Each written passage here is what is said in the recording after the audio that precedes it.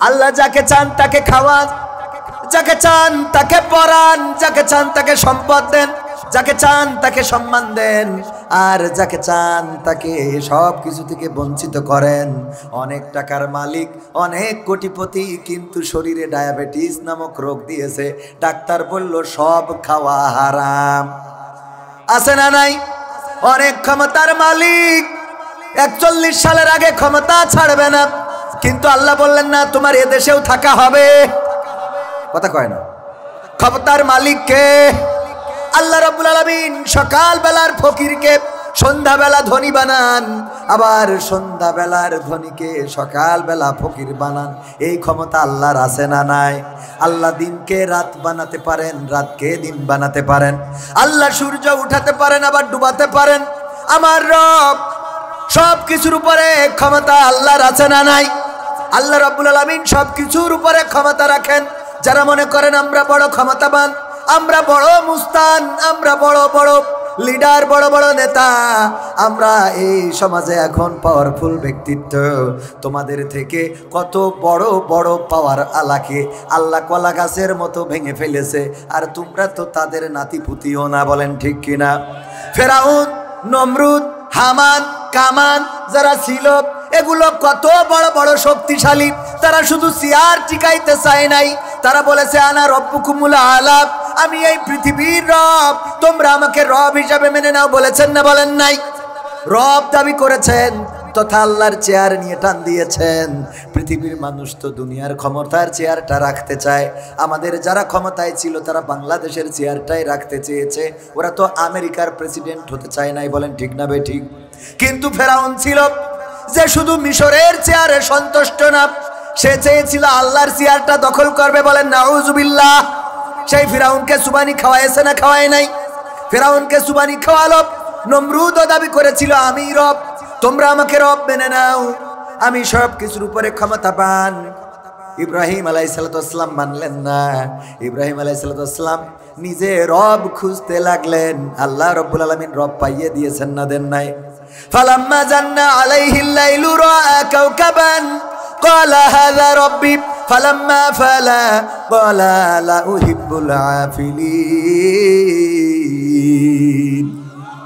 ইব্রাহিম আলাইহিসসালাম আকাশে তারকা দেখলেন, দেখে বললেন এই তারাটাই আমার রব হবে। কারণ এর আগে জিজ্ঞাসা করেছিল মাকে, ও গো মা, আমার স্রষ্টাকে, আমার রবকে? মা বলল তোমার স্রষ্টা তোমার বাবা। বলল বাবার স্রষ্টাকে? বলল বাবার স্রষ্টা হলো ওই নমরুদ। নমরুদের স্রষ্টাকে? নমরুদের স্রষ্টা ওই মূর্তিগুলো। মূর্তির স্রষ্টা তো আমার বাবা, তাইলে এইগুলো স্রষ্টা হয় কেমনে? বুঝলেন? এইটা কেমনে স্রষ্টা হয়? নমরুদ মাথা নত করে কার কাছে? মূর্তির কাছে। কার কাছে? মূর্তির কাছে মাথা নত করে। ইব্রাহিম আলাইহিসসালাম মানতে পারলেন না। চিন্তা করলেন কি করে রবের সন্ধান পাওয়া যায়। তখন তো তার উপরে ওহী নাজিল হয় নাই, নবীও নাই, ওলিও নাই, পথ দেখানোর মতো কেউ নাই। বড় হয়েছেন এমনভাবে গুপ্তভাবে বড় করা হয়েছে। কারণ নমরুদ স্বপ্নে দেখেছিল একটা আলোকারাজিয়া, একটা আলোক রশ্মি এসে তার রাজপ্রাসাদ ধ্বংস করে দিচ্ছে। এই জন্য পুরুষ সন্তান হতে দিচ্ছিল না। যখন এই আজরের ঘরে ইব্রাহিম আলাইহিসসালাম জন্মগ্রহণ করলেন, তখন গোপনে তিলে তিলে তাকে বড় করলেন। রব খুঁজতে লাগলেন, রব খুঁজতে লাগলেন, রবের দিশা দিয়ে দিলেন কে? এখনকার যুবকেরা যারা পথের দিশা খুঁজে পেতে চায়, আল্লাহ পথের দিশা দিতে পারে না? পারে না? আমার যুবকেরা যারা স্মার্ট হতে চায়, তাদেরকে বলতে চাই স্মার্ট হওয়ার জন্য চুলের ওই কুত্তা কাটিং চলবে। ওই কাটিং দিলে মানুষ পছন্দ করে? পছন্দ করে না। যদিও হুতো সে পছন্দ করে, তারপরেও বিয়ে শাদির কয়েকদিন পরে বলে চলবে না, চলবে না। বউ আর যাইতে চায় না, আর এক জায়গায় পরকীয়া মারে, আসে না নাই? অনেকেই হুজুরির সাথেই লাইন মারতে চায়। ঠিক না বেঠে? কারণ যা মনে করেছিল তা না। ওরে বাবা, যে 5 বেলা গাঞ্জা না টাইনলে দিন চলে না। সাইজের অবস্থা খুবই খারাপ, মাজায়ও নাই, পাছায়ও নাই। এরকম আছে না নাই?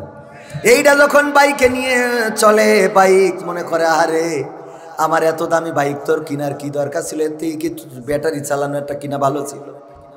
এইটার পিছনে ঘোরে, ওরে বাবা কত জোরে গিয়ার। কারেন্টের খুঁটিতে মেরে একটা পাতালে আর একটা হাসপাতালে। ঘটে না ঘটে না? একটা পাতালে আর একটা কোথায় যায়? হাসপাতালে।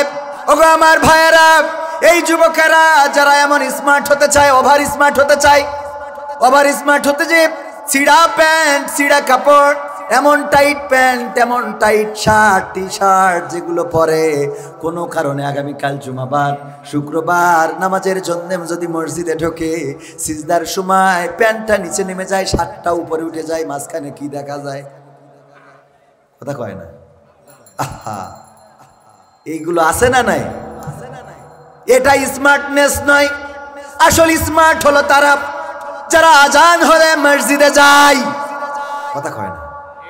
আজান হলে মসজিদে যাই। যেই যুবক এই যৌবন কালকে আল্লাহর পথে ব্যয় করে, এর থেকে স্মার্ট যুবক আসমানের নিচে জমিনের উপরে হতে পারে। যার মাথায় টুপি আছে, যে নামাজি, যার মুখে দাড়ি আছে, যার টাকনুর উপরে কাপড় আছে, এইটাই হলো স্মার্ট যুবক, বাতাসের বাইরে চলে। সুতরাং এই যুবকটাকে এক বাক্যে বিশ্বাস করা যায়, এই যুবকটাকে আমার মা বোনেরা এক বাক্যে গ্রহণ করা যায়। এই যুবকটাকে যদি বিয়ে করতে পারো, জীবনে অসুখ বলে কিছু হবে। অসুখ মানে বোঝেন তো? রোগ না, মানে অসুখী হবে না। কি হবে না? অসুখী হবে না। কিন্তু প্রথমেই ভুল করে স্মার্ট যুবক খুঁজতে যে বিপদে পড়ে যায়। ওগো আমার যুবকেরা, পথের দিশার কথা বলছিলাম। যদি পথের দিশা পেতে চাও, ইব্রাহিম আলাইহিস সালামের আদর্শটা অনুকরণ করো, অনুসরণ করো। কেমন করে তিনি পথের দিশা খুঁজলেন, সূরা আল আনআম সুন্দর করে আল্লাহ রাব্বুল আলামিন তুলে ধরেছেন। ইব্রাহিম আকাশের তারা দেখে বললেন, এই তারাই হলো আমার স্রষ্টা, এটাই আমার রব। তারার দিকে তাকিয়ে আছেন, কিন্তু যখন সেটা অস্তমিত হয়ে গেল, তখন বলল, যেটা ডুবে যায় সেটাকে আমি রব বলে মানতে পারি, আমি সেটার প্রতি আসক্ত না। ফালাম্মা রাআল কমারা বাযিগান قال هذا ربي فلما فلا قال لا يهديني ربي لكونن من القوم الضالين। ইব্রাহিম আলাইহিস সালাম এরপরে আকাশে কি দেখতে পাইলেন? চাঁদ। কি দেখলেন? চাঁদ, মুন। চাঁদটা দেখার পরে বললেন, এই চাঁদটাই আমার রব হবে, এটাই আমার স্রষ্টা। যেহেতু তারার থেকে চাঁদটা বড়, কত সুন্দর করে আলোকিত করে পৃথিবী, অন্ধকার এই রাতকে দুর্বৃত করে যেই চাঁদ, সেই চাঁদ আমার স্রষ্টা। কিন্তু যখন সেই চাঁদের আলোটাও মিলান হয়ে গেল, তখন বলল, ওগো রব, তুমি যদি আমার পথ না দেখাও, তাইলে আমি নিশ্চয় গোমরাহীদের মধ্যে পড়ে যাব, তুমি আমার পথের দিশা দাও। এরপরে তিনি আবার দেখতে পেলেন সকালবেলা টকবক করে সূর্য উঠলো। সে কথাটাও কোরআনে আছে না নাই? ফালাম্মা রাআ শামসা বাযিগাতান ক্বালা হাযা রাব্বি হাযা আকবার ফালাম্মা ফালাত ক্বালা ইয়া কওমি ইন্নী বারিউম মিম্মা তুশরিকুন।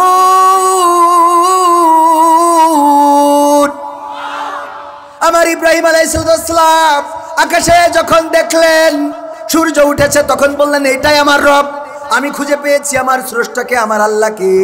কারণ তারার চেয়ে চাঁদটা বড় ছিল, চাঁদের চেয়ে সূর্যটা বড়। যেই সূর্য রাতের অন্ধকারকে দ্রবীত করে দিল, টকবক করে ফুটে উঠে গোটা সমাজকে আলোকিত করে দিল। রোদের যখন দ্বিপ্রহরে রোদের প্রখরতা বেড়ে গেল, তখন বলল, এটাই আমার স্রষ্টা। এত প্রখর, এত শক্তি, এত পাওয়ার, গায়ে চাদরটাও রাখা যায় না, নিশ্চয় আমি আমার রবকে খুঁজে পেয়েছি। এবার যখন সেই বড় সূর্যটাও ডুবে গেল, তখন বলল, ওগো আমার কওমের লোকেরা শুনে নাও, আমি আমার রবের সন্ধান পেয়ে গেছি। ঘোষণা করে দিল, ইন্নী ওয়াজ্জাহতু ওয়াজহিয়া লিল্লাযী ফাতারাস সামাওয়াতি ওয়াল আরদ হানিফাও ওয়া মা আনা মিনাল মুশরিকিন। ইব্রাহিম আলাইহিস সালাম বললেন, নিশ্চয় আমি সেই দিকেই আমার মুখ ঘুরিয়ে নিলাম। এই আসমান যিনি সৃষ্টি করেছেন, এই জমিন যিনি সৃষ্টি করেছেন, এর অভ্যন্তরে যা কিছু আছে, যার স্রষ্টা তিনি, তার দিকে মুখ ঘুরাইয়ে দিয়ে আমি ঘোষণা করে দিলাম, আমি তোমাদের ওই দলের মার্কার সাথে আর সম্পর্ক রাখবো না। তোমাদের দলের মার্কার সাথে তোমাদের দল করব না, তোমাদের দলের পিছনে আর ঘুরবো না। আমি আমার পছন্দের দল পেয়ে গিয়েছি। তখনও দল ছিল না? ছিল না? কথা কয় না? দল ছিল না? তখনও দল ছিল। আমি আমার দলের সন্ধান পেয়ে গিয়েছি। আমি সেই দল করব যেই দল, যেই পথ আল্লাহর পথ, যেই দল আল্লাহর দিকে ডাকে। আমি আমার পথটা খুঁজে পেয়েছি। আমার রব আমাকে দেখিয়েছেন, আসমান জমিনের স্রষ্টা যিনি, তার দিকে আমার মুখটা করে দিলাম। এরপরে কি হলো আপনাদের সব জানা, ওদিকে যাব না। আমার আলোচনার বিষয় সূরা ফজর 27, 28, 29, 30 নম্বর আয়াত নিয়ে শুনতে রাজি আছেন? শুনবেন? শোনা যাবে? আমি আপনাদের সন্তান, কিন্তু আপনাদের মাঝে আসা হয় কম। এই অঞ্চলটা যশোর থেকে অনেক দূরে। আমাদের ভাইয়েরা বলল, ভাই মামলা হয়েছে, আর এখান থেকে যশোরে যেত, হাজিরা দিতে যেতে হতো। আমি মনে মনে করলাম হয়রানি করার জন্য বেশি কিছু দরকার নেই। এই ইউনিয়নে যারা আছে এদের খালি মামলা দিলেই যথেষ্ট। ঠিক না? ঠিক। হয়রানি করার জন্য আর কিছুর দরকার কি হবে? শুধু মামলা দিলে যশোর পর্যন্ত যাওয়া আসা, যাওয়া আসা, যাওয়া আসা, জীবন শেষ। ভাইরা আমার, এই মামলা যারা দিত, মামলা যারা দিয়েছে, এখন তারা আবার উল্টা মামলা। কথা কয় না? ধরবে? যদি কেউ তেঁতুল গাছ লাগায় আর যদি চিন্তা করে এটা থেকে বড়ই হবে, না, কখনো হবে না। আপনি যেটা রোপণ করবেন সেটাই হবে। যারা এতদিন গায়েবানা মামলা দিত আর এতদিন সাদা পোশাকে ধরে নিয়ে যেত, এখন আবার তারা একই কায়দায় ধরা খাচ্ছে না? খাচ্ছে না? তবে আমরা এই জাতীয় কিছু চাই। আমরা চাই না যে নিরপরাধ মানুষ হয়রানির শিকার হবে। চাই আমরা নিরপরাধ মানুষকে হয়রানি করা যাবে না। আবার যারা এখন নানানভাবে নানান আন্দোলন করতে চায়, তাদেরকে বলতে চাই, আমরা 17টা বছর ধৈর্য ধরলাম, তোমাদের 17টা মাস সহ্য হয় না কেন? ঠিক না বেঠে? 17টা বছর ধৈর্য ধরলাম, তোমাদের 17টা মাস সহ্য হয় না। আরে তাইলে আমরা কত কষ্ট করলাম। আমাদের কোরআনের পাখি আল্লামা দেলোয়ার হুসাইন সাইদি 13টা বছর এমন একজন বয়োবৃদ্ধ আলেমকে নির্বিচারে কারাগারে রেখে দিলে। শুধু তাই না, ফাঁসির কাস্টে ঝুলানোর পরিকল্পনা করেছিল না? করে নাই? করেছিল কিনা? কিন্তু এই মানুষগুলো হাসি মুখে ফাঁসি বরণ করেছে, জেল বরণ করেছে, জুলুম বরণ করেছে। কার জন্যে? কার জন্যে? তারা খুশি চেয়েছেন কার? চিল্লায় বলেন কার? আমার বাইরে দাঁড়ানো যুবকেরা বলেন কার খুশি চেয়েছেন? আমি দেখতে পাচ্ছি আপনারা না ঢুকলেও কোনো অসুবিধা নাই, কিন্তু যদি এখানে ঢোকেন, আল্লাহ রাব্বুল আলামিন এই মাহফিলটা নাজাতের ওসিলা করতে পারে না? পারে না? আমার আল্লাহ রাব্বুল আলামিন পরকালের ময়দানে আপনার কাছে কিতাব ধরিয়ে দিবেন, ইকরা কিতাবাকা কাফা বিনাফসিকাল ইয়াউমা আলাইকা হাসিবা। পড়ো তোমার কিতাব, পড়ে তুমি তোমার হিসাব করার জন্য নিজেই যথেষ্ট। আমাদের এই কিতাবের খাতা উল্টাবো, প্রতিটা পাতায় পাতায় অসুবিধা আছে না নাই? আমাদের জীবনে গোনা আছে না নাই? আমাদের জীবনে কত গোনা রাতের অন্ধকারে করেছি, পৃথিবীর কোনো মানুষ দেখে নাই, কিন্তু আল্লাহর চোখ কি ফাঁকি দিয়া গেছে? ছাদের নিচে করলাম, পৃথিবীর কেউ দেখলো না। ওগো আমার ভাইয়েরা, সেই ছাদের নিচে আল্লাহ দেখেন না? দেখেন না? ফাঁকা মাঠের প্রান্তরেও যদি কোনো গুনাহ করেন, সেই ফাঁকা মাঠের প্রান্তরেও আল্লাহ রাব্বুল আলামিন দেখেন। যদি জঙ্গলে, ওই সুন্দরবনের জঙ্গল যেখানে গেলে মানুষ হারিয়ে যায়, আমি সুন্দরবনে গিয়েছিলাম, আমি দেখলাম এটা পৃথিবীর বাইরে যেন আর একটা পৃথিবী। এই বনের মধ্যে যেও যদি কেউ গুনাহ করে, সেখানে আল্লাহ আছে না নাই? আল্লাহ সব দেখেন, সব শোনেন। সুতরাং আল্লাহর চোখ ফাঁকি দেওয়ার সুযোগ নাই। আমাদের জীবনে কত গুনাহ আছে। অনেক মুরব্বী জনেরা রয়েছেন, অনেক শ্রদ্ধাভাজন রয়েছেন। যৌবন কালটা কেমন করে কেটেছে আপনারা জানেন। আমাদের ইয়াং জেনারেশন যারা রয়েছেন, আমার কলিজার টুকরা যুবকেরা যারা রয়েছে, ওগো সোনা পাখিরা, কবে তুমি লাইলাতুল ফেব্রুয়ারি পালন করেছো এটা আল্লাহ জানে না? জানে না? কবে তুমি গদখালিতে গিয়েছো, বাইকের পিছনে কবে কার মেয়ে অথবা কার বউ তুলেছো? হুজুর, এটা আল্লাহর হিসাব আছে না নাই? আল্লাহর কাছে হিসাব আছে না নাই? فَمَنْ يَعْمَلْ مِثْقَالَ ذَرَّةٍ خَيْرًا يَرَهُ وَمَنْ يَعْمَلْ مِثْقَالَ ذَرَّةٍ شَرًّا يَرَهُ। আমার আল্লাহ বলছেন, যাররা পরিমাণ ভালো কাজ যদি কেউ করো, আমি আল্লাহ সেই যাররা পরিমাণ ভালো কাজ তোমাকে দেখাবো। আবার যাররা পরিমাণ খারাপ কাজ যদি কেউ করে, সেটাও আমার রব দেখিয়ে দিবেন। বলেন আল্লাহু আকবার। যাররা পরিমাণ ভালো কাজটা কি? আপনি মাঠে গিয়েছেন, একজনের ধানের এক গোছ ধান আইলের উপর দিয়ে পড়ে আছে। এখন যদি অন্যরাই আইলের উপর দিয়ে যায় আসে, তাইলে ওই এক গোছ ধান নষ্ট হবে না? হবে না? আপনি যাওয়ার সময় ধানের গোড়াটা সোজা করে দিলেন, ওই ক্ষেত মালিকের দিকে ঝুঁকাইয়ে দিলেন। আপনার জমি না, অন্যের জমির এই ধানের গোড়াটা যে সোজা করে দিলেন, আমার রব এটার পুরস্কারও আপনাকে দিয়ে দিবে। শুধু দিয়ে দিবেন না, ছোট ছোট কাজগুলো আল্লাহ রাব্বুল আলামিন বহুগুণে বাড়িয়ে দিবেন। আল্লাহু আকবার। পতিতা পানি পান করালো কুকুরকে, কাকে? কুত্তাকে পানি পান করিয়েছে, মনে আছে না? কি করে পানি পান করালো? কুত্তা যখন মরণাপন্ন অবস্থা, কূপ থেকে পানি তোলার মতো ব্যবস্থা নাই, ওই পতিতা নারীটা নিজের ওড়নাটা ছিঁড়ল, একটার সাথে আর একটা জোড়া দিল, তারপরে পানির মধ্যে নামিয়ে দিল, পানি থেকে উঠালো, নিংড়ে দিয়ে কুকুরের মুখে দিয়ে দিল। আমার আল্লাহ রাব্বুল আলামিন জানিয়ে দিলেন, এই পতিতা কুকুরকে পানি পান করানোর কারণে তার গোটা জীবন জিন্দেগির গুনাহ মাফ করে দিলাম। মাফ করার মালিক কে? আমার আল্লাহ যাকে চান তাকে মাফ করে দেন। আবার আল্লাহর নবী মেরাজে গেলেন, যে দেখলেন একজন নারী খুব চিৎকার করে জাহান্নামে কান্না করছেন। আল্লাহর নবী বললেন, ওগো জিব্রাইল, এই নারীটার অপরাধ কি, এমন করে কেন কান্না করে? আল্লাহর নবীকে ফেরেশতা জিব্রাইল জানালেন, ওগো নবী, এই নারীটা একটা বিড়াল পালন করেছিল, সেই বিড়ালের শাস্তি দিয়েছিল, সেই শাস্তিটা ছিল তাকে খাঁচায় আটকে রেখেছিল, খাইতেও দেয় নাই, ছেড়েও দেয় নাই। ওই বিড়ালটা খাঁচার মধ্যে মারা যাওয়ার কারণে আল্লাহ রাব্বুল আলামিন তার জন্য জাহান্নাম ওয়াজিব করে দিয়েছে। বিড়াল মারার জন্য জাহান্নাম দিয়েছেন কে? আপনি কুত্তার যদি পানি পান করান, জান্নাত দিবেন কে? কুত্তার পানি পান করায় যদি জান্নাত পাওয়া যায়, অন্যায়ভাবে কোনো কুত্তাকে যদি মারেন, জাহান্নাম দিতে পারে না? পারে না? সুতরাং সচেতন থাকা দরকার, ছোট্ট কাজটাও আল্লাহ দিয়ে দিবেন। আবার যদি আপনি মাঠে যাওয়ার সময় কোনো ক্ষেত থেকে একটা ধান ছিঁড়ে নেন, অন্যের জমিনের একটা ধানের কোনা দাঁত দিয়ে চিবাই, এরকম আছে না নাই? দাঁত দিয়ে চিবাইলেন একটা ধান, চাউলটা বের করে চিবাইলেন একটু, এই ধানের হিসাবটাও নিবেন কে? ফামান ইয়ামাল মিসকালা যাররাতিন খায়রান ইয়ারা ওয়া মান ইয়ামাল মিসকালা যাররাতিন শাররান ইয়ারা। আমার আল্লাহ যাররা পরিমাণ ভালো কাজ দেখাবেন, যাররা পরিমাণ খারাপ কাজ দেখাবেন।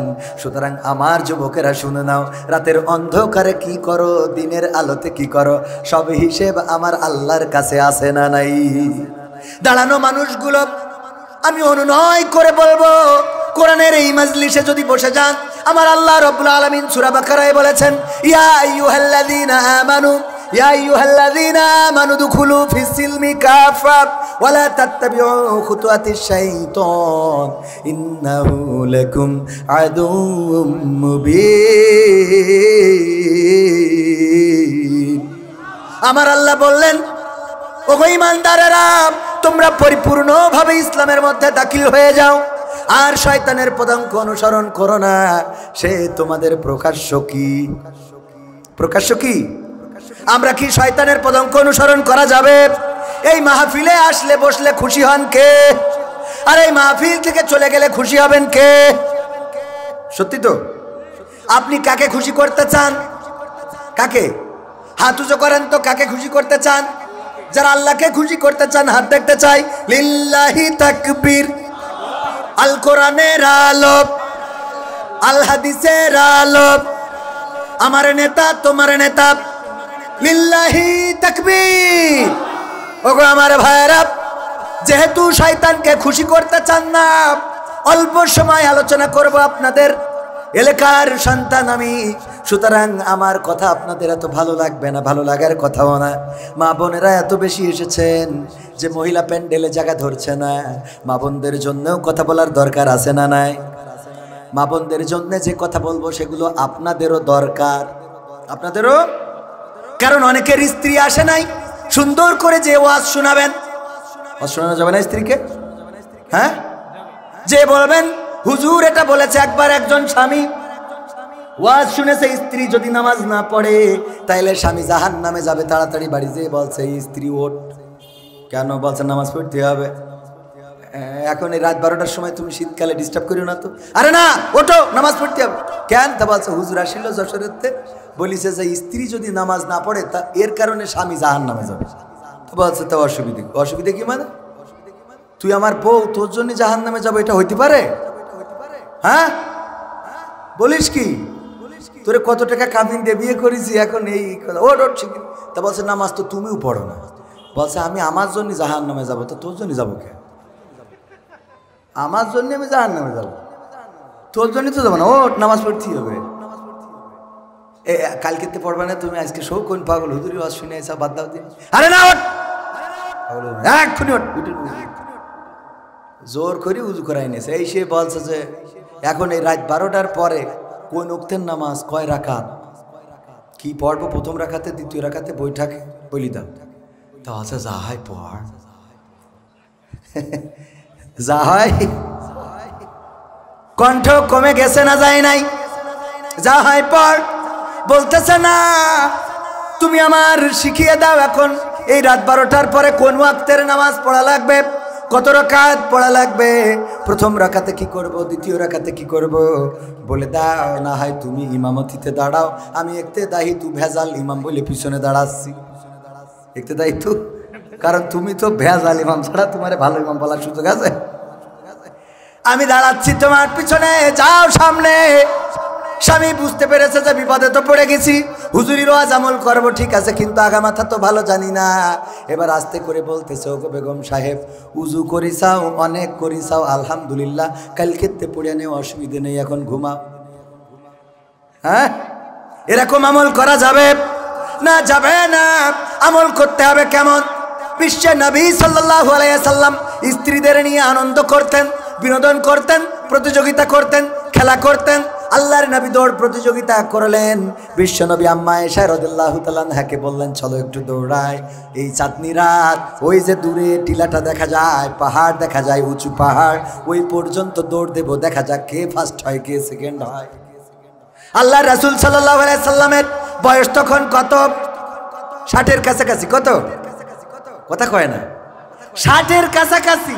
এই সময় স্ত্রীকে বলতেছে চলো দৌড়াই, দৌড় প্রতিযোগিতা করি তোমার সাথে। আর আমাদের যুবকরা বিয়ে করি, ও মানে হার্ট স্ট্রোক করি, একবার গোসল করলে দুনিয়া শেষ। আছে না নাই? ভারতে তো দেখলাম বিয়ের পর দিন একজন মরি গিয়ে স্ট্রোক। দেখেছেন আপনারা? যুবকদের সামনে পড়ে থাকতে পারে নিউজ, টেলিভিশন, পত্রিকা। তো ভাইরা আমার, আল্লাহ রাসূল সাল্লাল্লাহু আলাইহি সাল্লাম প্রায় 60-এর কাছাকাছি বয়স। তখন আম্মা আয়েশাকে বললেন চলো দৌড়াই, একটু দৌড় দি। চাঁদনি রাত দৌড়ালেন। আম্মা আয়েশা রাদিয়াল্লাহু তাআলা আনহার বয়স ছিল অল্প, ফার্স্ট হয়ে গেলেন। আল্লাহর নবীকে বললেন ওগো নবী, আপনি কিন্তু আমার সাথে পারেননি, আমি কিন্তু আপনার একখান গোল দিয়ে দিলাম। আল্লাহর নবী সাল্লাল্লাহু আলাইহি সাল্লাম বললেন ঠিক আছে, অসুবিধা নাই। আবার একদিন, কিছু কাল যাওয়ার পরে, কিছু দিন, কিছু রাত, অথবা কিছু মাস যাওয়ার পরে বিশ্ব নবী বললেন আয়েশা, আজকেও পূর্ণিমার চাঁদটা আকাশে কত সুন্দর আলো ছড়ায়, চলো যাই, আজকে আবার একটু দৌড় প্রতিযোগিতা করব।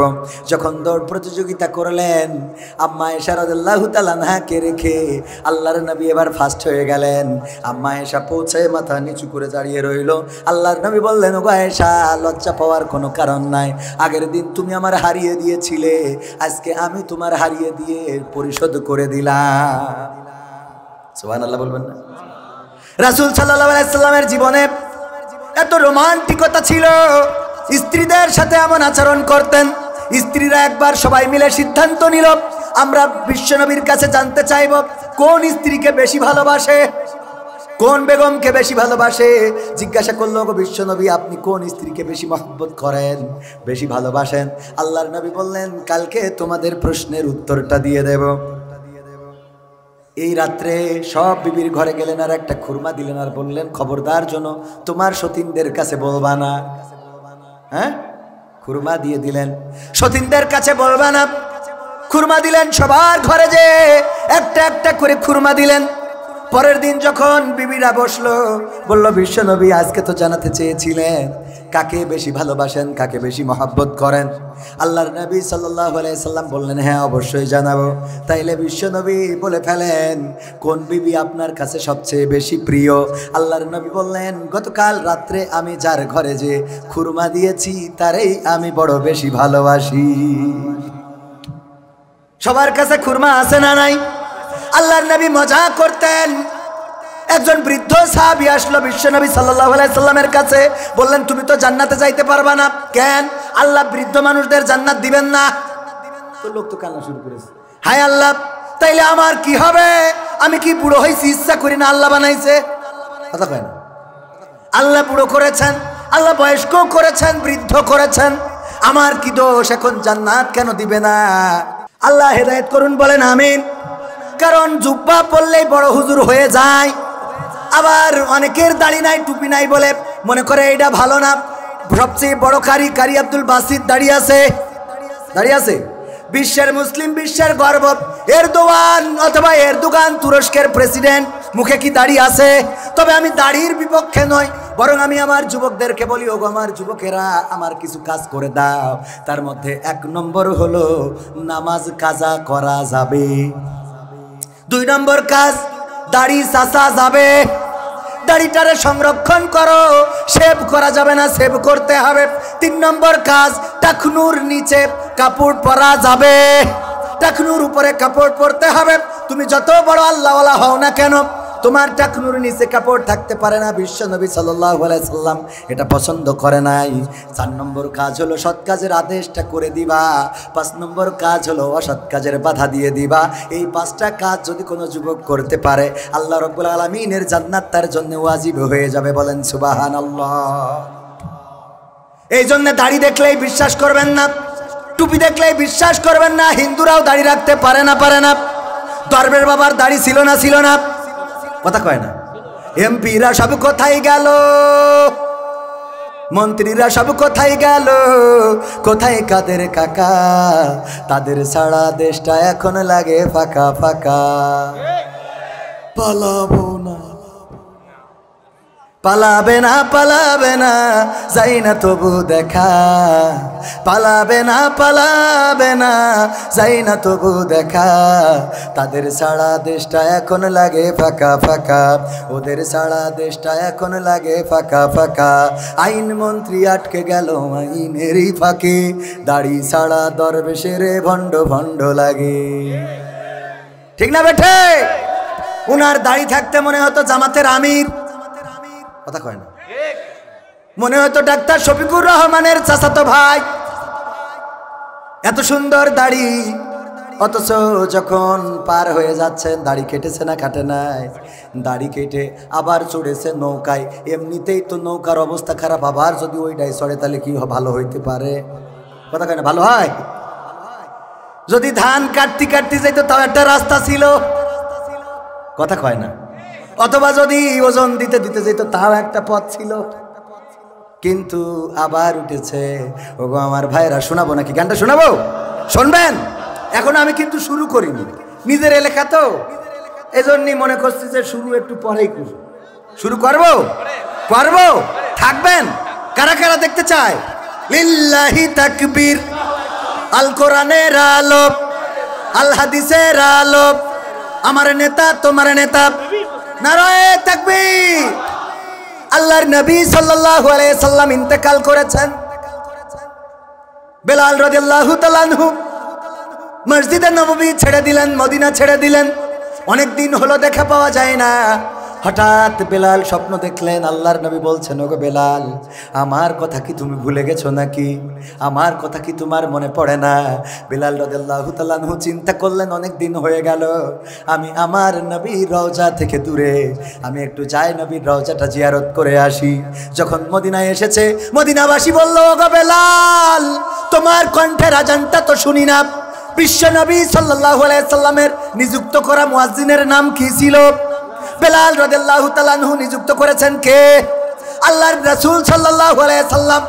কিন্তু বেলাল হাবশী কৃতদাস, নাইজেরিয়ার গোষ্ঠী, আফ্রিকান হওয়ার কারণে সহি শুদ্ধ আজান হতো না। সাহাবীরা অভিযোগ করলো বেলালের আজান শুদ্ধ হয় না, আমরা মুয়াজ্জিন পাল্টাতে চাই।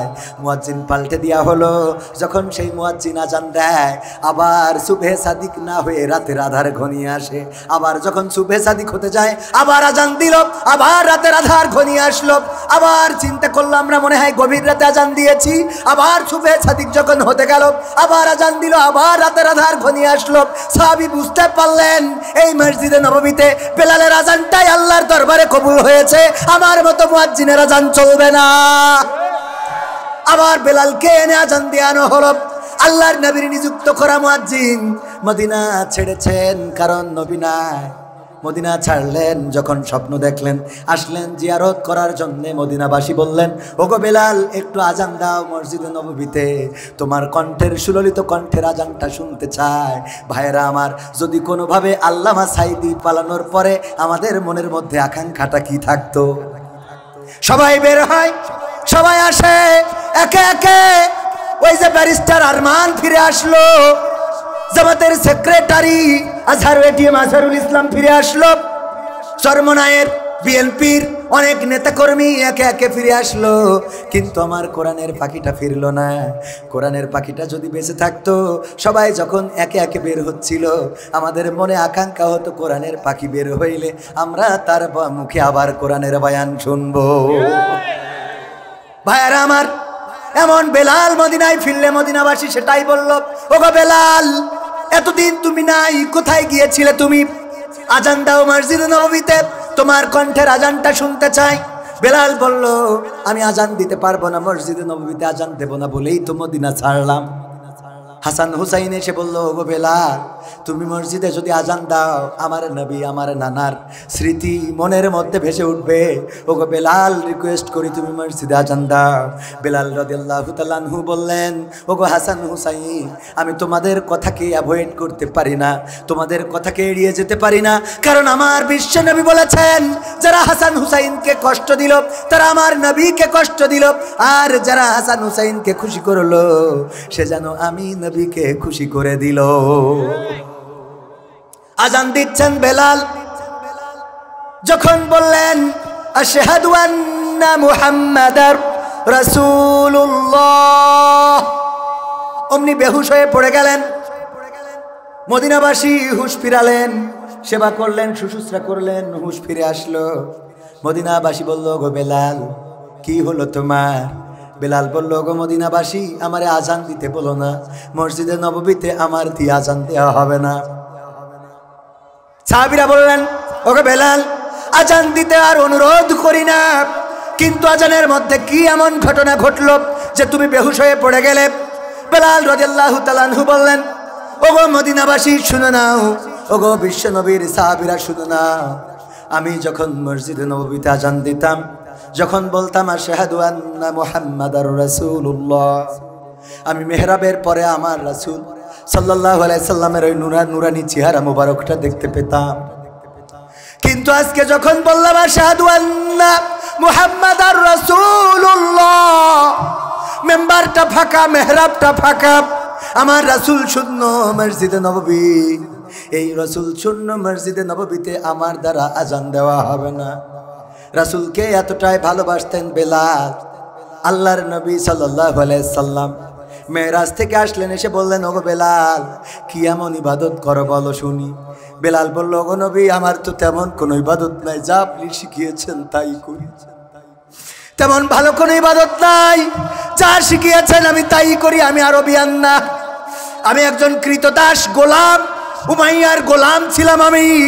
আপনি আমাকে ইসলামের আলোয় আলোকিত করেছেন, আমি সবচেয়ে কালো মানুষটা, আমি সবচেয়ে অবহেলিত মানুষটা, আপনি যা শিখিয়েছেন তাই করি ওগো নবী। বিশ্ব নবী বললেন, ওগো বেলাল, আমি যখন মেরাজে গেলাম, ৭ আসমানের উপরে আরশে আজিমে আল্লাহ রাব্বুল আলামিনের সাথে সাক্ষাৎ হওয়ার আগ মুহূর্তে ফেরেশতা জিবরাইল বলল, গো নবী, সিদরাতুল মুনতাহার ওপাশে যাওয়ার ক্ষমতা আমার নাই, আপনি এখানে অপেক্ষা করেন, আল্লাহ রাব্বুল আলামিন আপনার সাথে দেখা করবেন। ওগো বিশ্ব নবী, আমি চলে গেলাম। ওই সময় যখন একাকী হয়ে গেলাম, ওই একাকী সময় একটু মনের মধ্যে ভয় অনুভূত হচ্ছিল। হঠাৎ করে আমি ওই আরশে আজিম থেকে তোমার পায়ের আওয়াজ শুনেছি, তোমার পায়ের আওয়াজ শুনেছি বেলাল। তোমার পায়ের আওয়াজ আমি মার সাজিম থেকে শুনলাম। আমার যেন মনে হচ্ছিল তুমি আমার আশেপাশে হাঁটাহাঁটি করছো। কি ইবাদত তুমি করো? বেলাল বললেন, ওগো নবী, তেমন তো ইবাদত আমার নাই। আপনি বলেছিলেন সব সময় পবিত্র থাকলে আল্লাহ খুশি হয়ে যান। আমি চেষ্টা করি যখন উজু চলে যায় আবার উজু করে নিজেকে পবিত্র রাখার। আল্লাহর নবী বললেন, হতে পারে এটাই আল্লাহর কাছে বড় পছন্দের ইবাদত। আল্লাহর নবীকে ভালোবাসতেন বেলাল, এতটাই ভালোবাসতেন বিশ্ব নবী সাল্লাল্লাহু আলাইহি সাল্লাম ইন্তেকাল করার পরে মদিনা ছেড়েছেন। আল্লাহর নবীকে ভালোবেসে তালহা রাদিয়াল্লাহু তাআলা আনহু উহুদের ময়দানে, যুদ্ধের ময়দানে গিয়েছেন, নিজের পিঠে তীর ধারণ করেছেন, বিশ্ব নবীকে ঘিরে ধরলেন। বিশ্ব নবীর দিকে যত তীর ছুটে আসে নিজের পিঠটা পেতে দিয়েছেন তালহা রাদিয়াল্লাহু তাআলা। এত তীর পিঠে ধারণ করেছে। শহীদ হওয়ার পরে সাহাবীরা যখন তীরগুলো ছাড়ালো, দেখা গেল এক তালহার পিঠে ৮০টিরও বেশি তীর গেঁথে আছে। হযরত হানজালা ছুটে এসেছেন উহুদের যুদ্ধে। হযরত হানজালা রাদিয়াল্লাহু তাআলা আনহু ছুটে এসেছেন উহুদের যুদ্ধে। যুদ্ধ করতে করতে শহীদ হয়ে গিয়েছেন। স্ত্রী এসে বলল, ওগো নবী, আমার স্বামী ছিল যুদ্ধের ময়দানে, আমি এসেছি একটু অনুরোধ নিয়ে। কি অনুরোধ? আমার স্বামী যখন এসেছে গোসল ফরজ ছিল, ফরজ গোসলটাও করে নাই। যখন শুনেছে বিশ্বনবী শহীদ হয়েছেন, এই কথা শোনার পরে ছুটে চলে এসেছেন যুদ্ধের ময়দানে। আমি খবর পেয়েছি আমার স্বামী যুদ্ধ করতে করতে শহীদ হয়ে গেছে। ওগো নবী, আমি জানি যারা শহীদ হয়ে যায় আপনি তাদেরকে গোসল করান না, তাদেরকে নতুন কাফনের কাপড়ও পরান না, যেই পোশাকে আছে সেই পোশাকে কবরস্থ করে দেন। ওগো নবী, আমার স্বামীর উপরে যেহেতু গোসলটা ফরজ ছিল, আপনি দয়া করে আমার স্বামীকে গোসল করাবেন। বিশ্ব নবী সাল্লাল্লাহু আলাইহি সাল্লাম সাহাবীদের বললেন, যাও খুঁজে দেখো কোথায় আছে তালহার দেহখান। খুঁজলেন খুঁজলেন, কোথাও পেলেন না। আল্লাহর নবীর কাছে খবর আসলো কোথাও পাওয়া যায় না। বিশ্ব নবী বললেন, আবার খোঁজো, আবার খোঁজো, আবার খোঁজো। তারপরে পাওয়া গেল। দেখা গেল চুল থেকে টপ টপ করে পানি ঝরছে। আল্লাহর নবীর কাছে বলা হলো, গো নবী, আমরা হানজালা রাদিয়াল্লাহু তাআলা আনহুকে পেয়েছি, কিন্তু দেখা যাচ্ছে যে দেহখানা গোসল করানো, চুল দিয়ে পানি পড়ে। বিশ্ব নবী বললেন, ফেরেশতা জিবরাইল আমাকে জানিয়ে গিয়েছে যে হানজালা রাসূলকে ভালোবেসে উহুদের ময়দানে এসে প্রাণ দিয়েছে, তার উপরে গোসল ফরজ ছিল। আল্লাহ রাব্বুল আলামিন ফেরেশতাদের দিয়ে আরশে আজিমে তার গোসলটা করিয়ে দিয়েছে। ভালোবেসেছেন কাকে?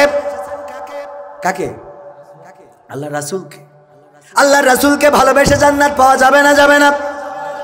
আল্লাহ বললেন, কুল ইন কুনতুম তুহিব্বুনাল্লাহ ফাত্তাবিউনি ইউহিব্বুকুমুল্লাহ ওয়া ইয়াগফির লাকুম যুনুবাকুম ওয়াল্লাহু গফুরুর রহিম। আমার আল্লাহ বললেন, ওগো নবী, আপনি বিশ্বের মানুষদেরকে বলে দেন, তোমরা যদি আল্লাহকে ভালোবাসতে চাও তবে আমি রাসূলকে অনুসরণ করো, তবেই আল্লাহ তোমাদেরকে ভালোবাসবেন। এখানেই শেষ না, এবং আল্লাহ তোমাদের অপরাধসমূহ ক্ষমা করে দেবেন। সবাই জোরে জোরে বলেন আল্লাহু আকবার। সেই রাসূলকে ভালোবেসে অপরাধ ক্ষমা চেয়ে নেওয়ার দরকার আছে না নাই? রাসূলকে যদি ভালোবাসেন, এখানে রাসূলের একটা ঘর আছে না নাই? আমি আগেই বলেছি, আমার আলোচনা এখনো শুরু করি নাই। আমি শুধুমাত্র এলাকার মানুষ হওয়ার কারণে শুরুতেই একটু কথা বলে নিলাম। এবার আপনাদের কাছে একটুখানি 5টা মিনিট সময় নষ্ট করতে চাই। এই মাদ্রাসার জন্যে, এই মসজিদের জন্যে, আল্লাহ রসুলের ঘরের জন্যে ভালোবেসে যুবকেরা যাবে, যে যা পারেন এক্ষুনি দিয়ে দেবেন, মাত্র 2 থেকে 3 মিনিটের মধ্যে। যুবকেরা চলে যান, মা বোনদের মধ্যে যাবে দাঁড়ানো মানুষেরা। আল্লাহ রসুলকে ভালোবেসে পকেট থেকে একটু কুরবানি করার দরকার আছে না নাই? আল্লাহ বলেছেন, ইন্নাল্লাহা আশতারা মিনাল মুমিনিনা আনফুসাহুম ওয়া আমওয়ালাহুম বিআন্না লাহুমুল জান্নাহ। আমার আল্লাহ বললেন, তোমরা যে জান দাও, মাল দাও, সেই জান এবং মালের বিনিময়ে আমি আল্লাহ জান্নাতটা তোমাদের কাছে বিক্রয় করে দিই। পড়েন সুবহানাল্লাহ। কই ভিতরে যায় না কেন? আপনারা চিরকুট দিয়ে এক্ষুনি পকেটে হাত লাগান, যার যা আছে পকেটে। আল্লাহ রাসূলকে ভালোবেসে 2-3 মিনিট, এরপরে আমি সঙ্গীতে যাব। আমার মা বোনেরাও অপেক্ষায়, মা বোনেরাও কিছু কথা শুনতে চান। খুব তাড়াতাড়ি যান, খুব তাড়াতাড়ি। যার পকেটে যা আছে, আমার ক্যামেরা পার্সনকে বলবো আমাকেও কিছু দেওয়ার জন্যে, যুবকদের জন্যে আমি এখানে কিছু শরিক হয়ে যাই। ওগো আমার ভাইয়েরা, আমার ক্যামেরা পার্সন বাইরে আছে, মনে হয় আসলে আমিও দেব। এই নবীর ঘরের জন্য দেওয়ার দরকার আছে না নাই? যা আছে পকেটে দিয়ে দিবেন। কোথায়? প্যাকেটে হাত লাগান সবাই, সবাই আল্লাহ নবীর ঘরের জন্য। মা বোনেদের প্যান্ডেলে যারা দায়িত্বে রয়েছেন, আল্লাহ নবীর ঘরের জন্য, বিশ্ব নবী সাল্লাল্লাহু আলাইহি সাল্লামের ঘরের জন্য পকেটে হাত দেন। 500, 1000, 2000, 3000, 200, 300, 500, 10, 20, 50, 100, যার যা পকেটে আছে দিয়ে দেন। আমার গোলাম রব্বানি ভাই বলল যা আছে পকেটে দিয়ে দেন। প্যাকেটে রংপুরে এক আল্লাহর ওলি 1 প্যাকেট আকিস বিড়ি দান করিস। কি দিয়েস? আবার একটা সিরকুট লিখে দিয়েছে, হুজুর আমার 1 প্যাকেট আকিস বিড়ি ছিল, আমি আজকে প্যাকেটে দান করে দিছি। আমার দাবি হইল অর্ধেক কমিটি দেবেন আর অর্ধেক আপনি বাড়ি নিয়ে যেয়ে খাবেন। হ্যাঁ, আমি তো ওই গানটা গাচ্ছিলাম, কেবল গান তো গাবো, এনে তো শুরু করি নাই। এই চলবে না, চলবে না মাহফিল, চলবে না, চলবে না, জোরে বলেন চলবে না, চলবে না। হ্যাঁ, আল্লাহ কবুল করুন, বলেন আমিন। সময় যতই চলুক বেশি সময় নেব না আমরা। আমাদের ভাইয়েরা বলেছেন বেশি রাত করা যাবে না, সঙ্গীত শোনাইতে হবে। এমপিরা সব কোথায় গেল? টাকা বের করেন, টাকা বের করেন। আমি খালি শুধু মনের মধ্যে খালি বলছে গাও গাও গাও গাও গাও। আমার আরাফাত ভাই, ফয়সাল ভাই ডাক্তার মানুষ, অনেক কষ্ট করেছেন মাহফিলের জন্য। আল্লাহ রাব্বুল আলামিন এই অঞ্চলে রুগী বাড়াই দিন, বলেন আমিন। তাছাড়া কি করবো এখন? আপনার তো কিছু রিজিক বাড়ানোর দরকার। বাগেরহাটে এক হাসপাতাল আমার কাছে 1000 টাকা দিয়ে বলছে হুজুর দোয়া করতেন যেন হাসপাতালে একটু বরকত হয়। তাই আমি বললাম আল্লাহ বাগেরহাটে সব লোকের রুগী বানাই দাও। পরের দিন বাড়ি আসার পরে শুনলাম ওই মেসেজ দিচ্ছে আমার পেজে যে হুজুর দোয়া করেছেন কি আর হয়েছে? আমি বললাম কেন? তা বলছে যে গতকালকে পুলিশ এসে আমাদের হাসপাতালে 1 লাখ টাকা জরিমানা করে। ঠিক আছে, আমি বললাম কারণ আছে। আমি হাসপাতালের জন্য দোয়া করেছি, টাকা দিয়েছে 1000, আর সামনে বসে থাকা মানুষ সবাই মিলে টাকা দিয়েছে 1 লাখ। কয় লাখ? তাহলে ওই হাসপাতালের পক্ষে দোয়া যাবে না, মানুষের পক্ষে, জনগণের পক্ষে দোয়া চলে গেছে। আর দোয়া কবুল করার মালিক আল্লাহ। আল্লাহ সবাইকে সুস্থ রাখুন, পড়ে না আমি। আল্লাহ কাউকে যেন রোগগ্রস্ত না করে, কষ্টে না ফেলে। আর মুসিবত মুক্ত থাকার জন্য মাঝে মাঝে দান সাদাকার দরকার আছে না নাই? দান করলে মুসিবত ছড়িয়ে দেন কে? মুসিবত ছড়িয়ে দেন। হঠাৎ নারকেল গাছের নিচ দিয়ে যাচ্ছেন, আপনার 1 হাত সামনে নারকেলটা পড়েছে অথবা 1 হাত পিছনে নারকেলটা পড়েছে। যদি বরাবর আপনার মাথার পরে পড়তো তাইলে হয় পাতালে নাই হাসপাতালে যাওয়া লাগতো। আল্লাহ রাব্বুল আলামিন 1 হাত পার করে নেন অথবা 1 হাত পিছনে রাখেন আপনার এই দানের কারণে, বলেন সুবহানাল্লাহ। অনেকেই বোঝেও না কোন দান, কোন সহযোগিতা আপনার আমলের জন্য, আপনার নাজাতের জন্য, আপনার মুসিবত মুক্ত থাকার জন্য কোনটা কাজে লেগে যাবে কেউ বলতে পারে না। এটা বলতে পারেন কে? আল্লাহ যার দানটা কবুল করে নেন। ওই যে আমাদের হুজুরেরা বলে নদীর একুল ভাঙে ওকুল গড়ে, এই তো নদীর খেলা।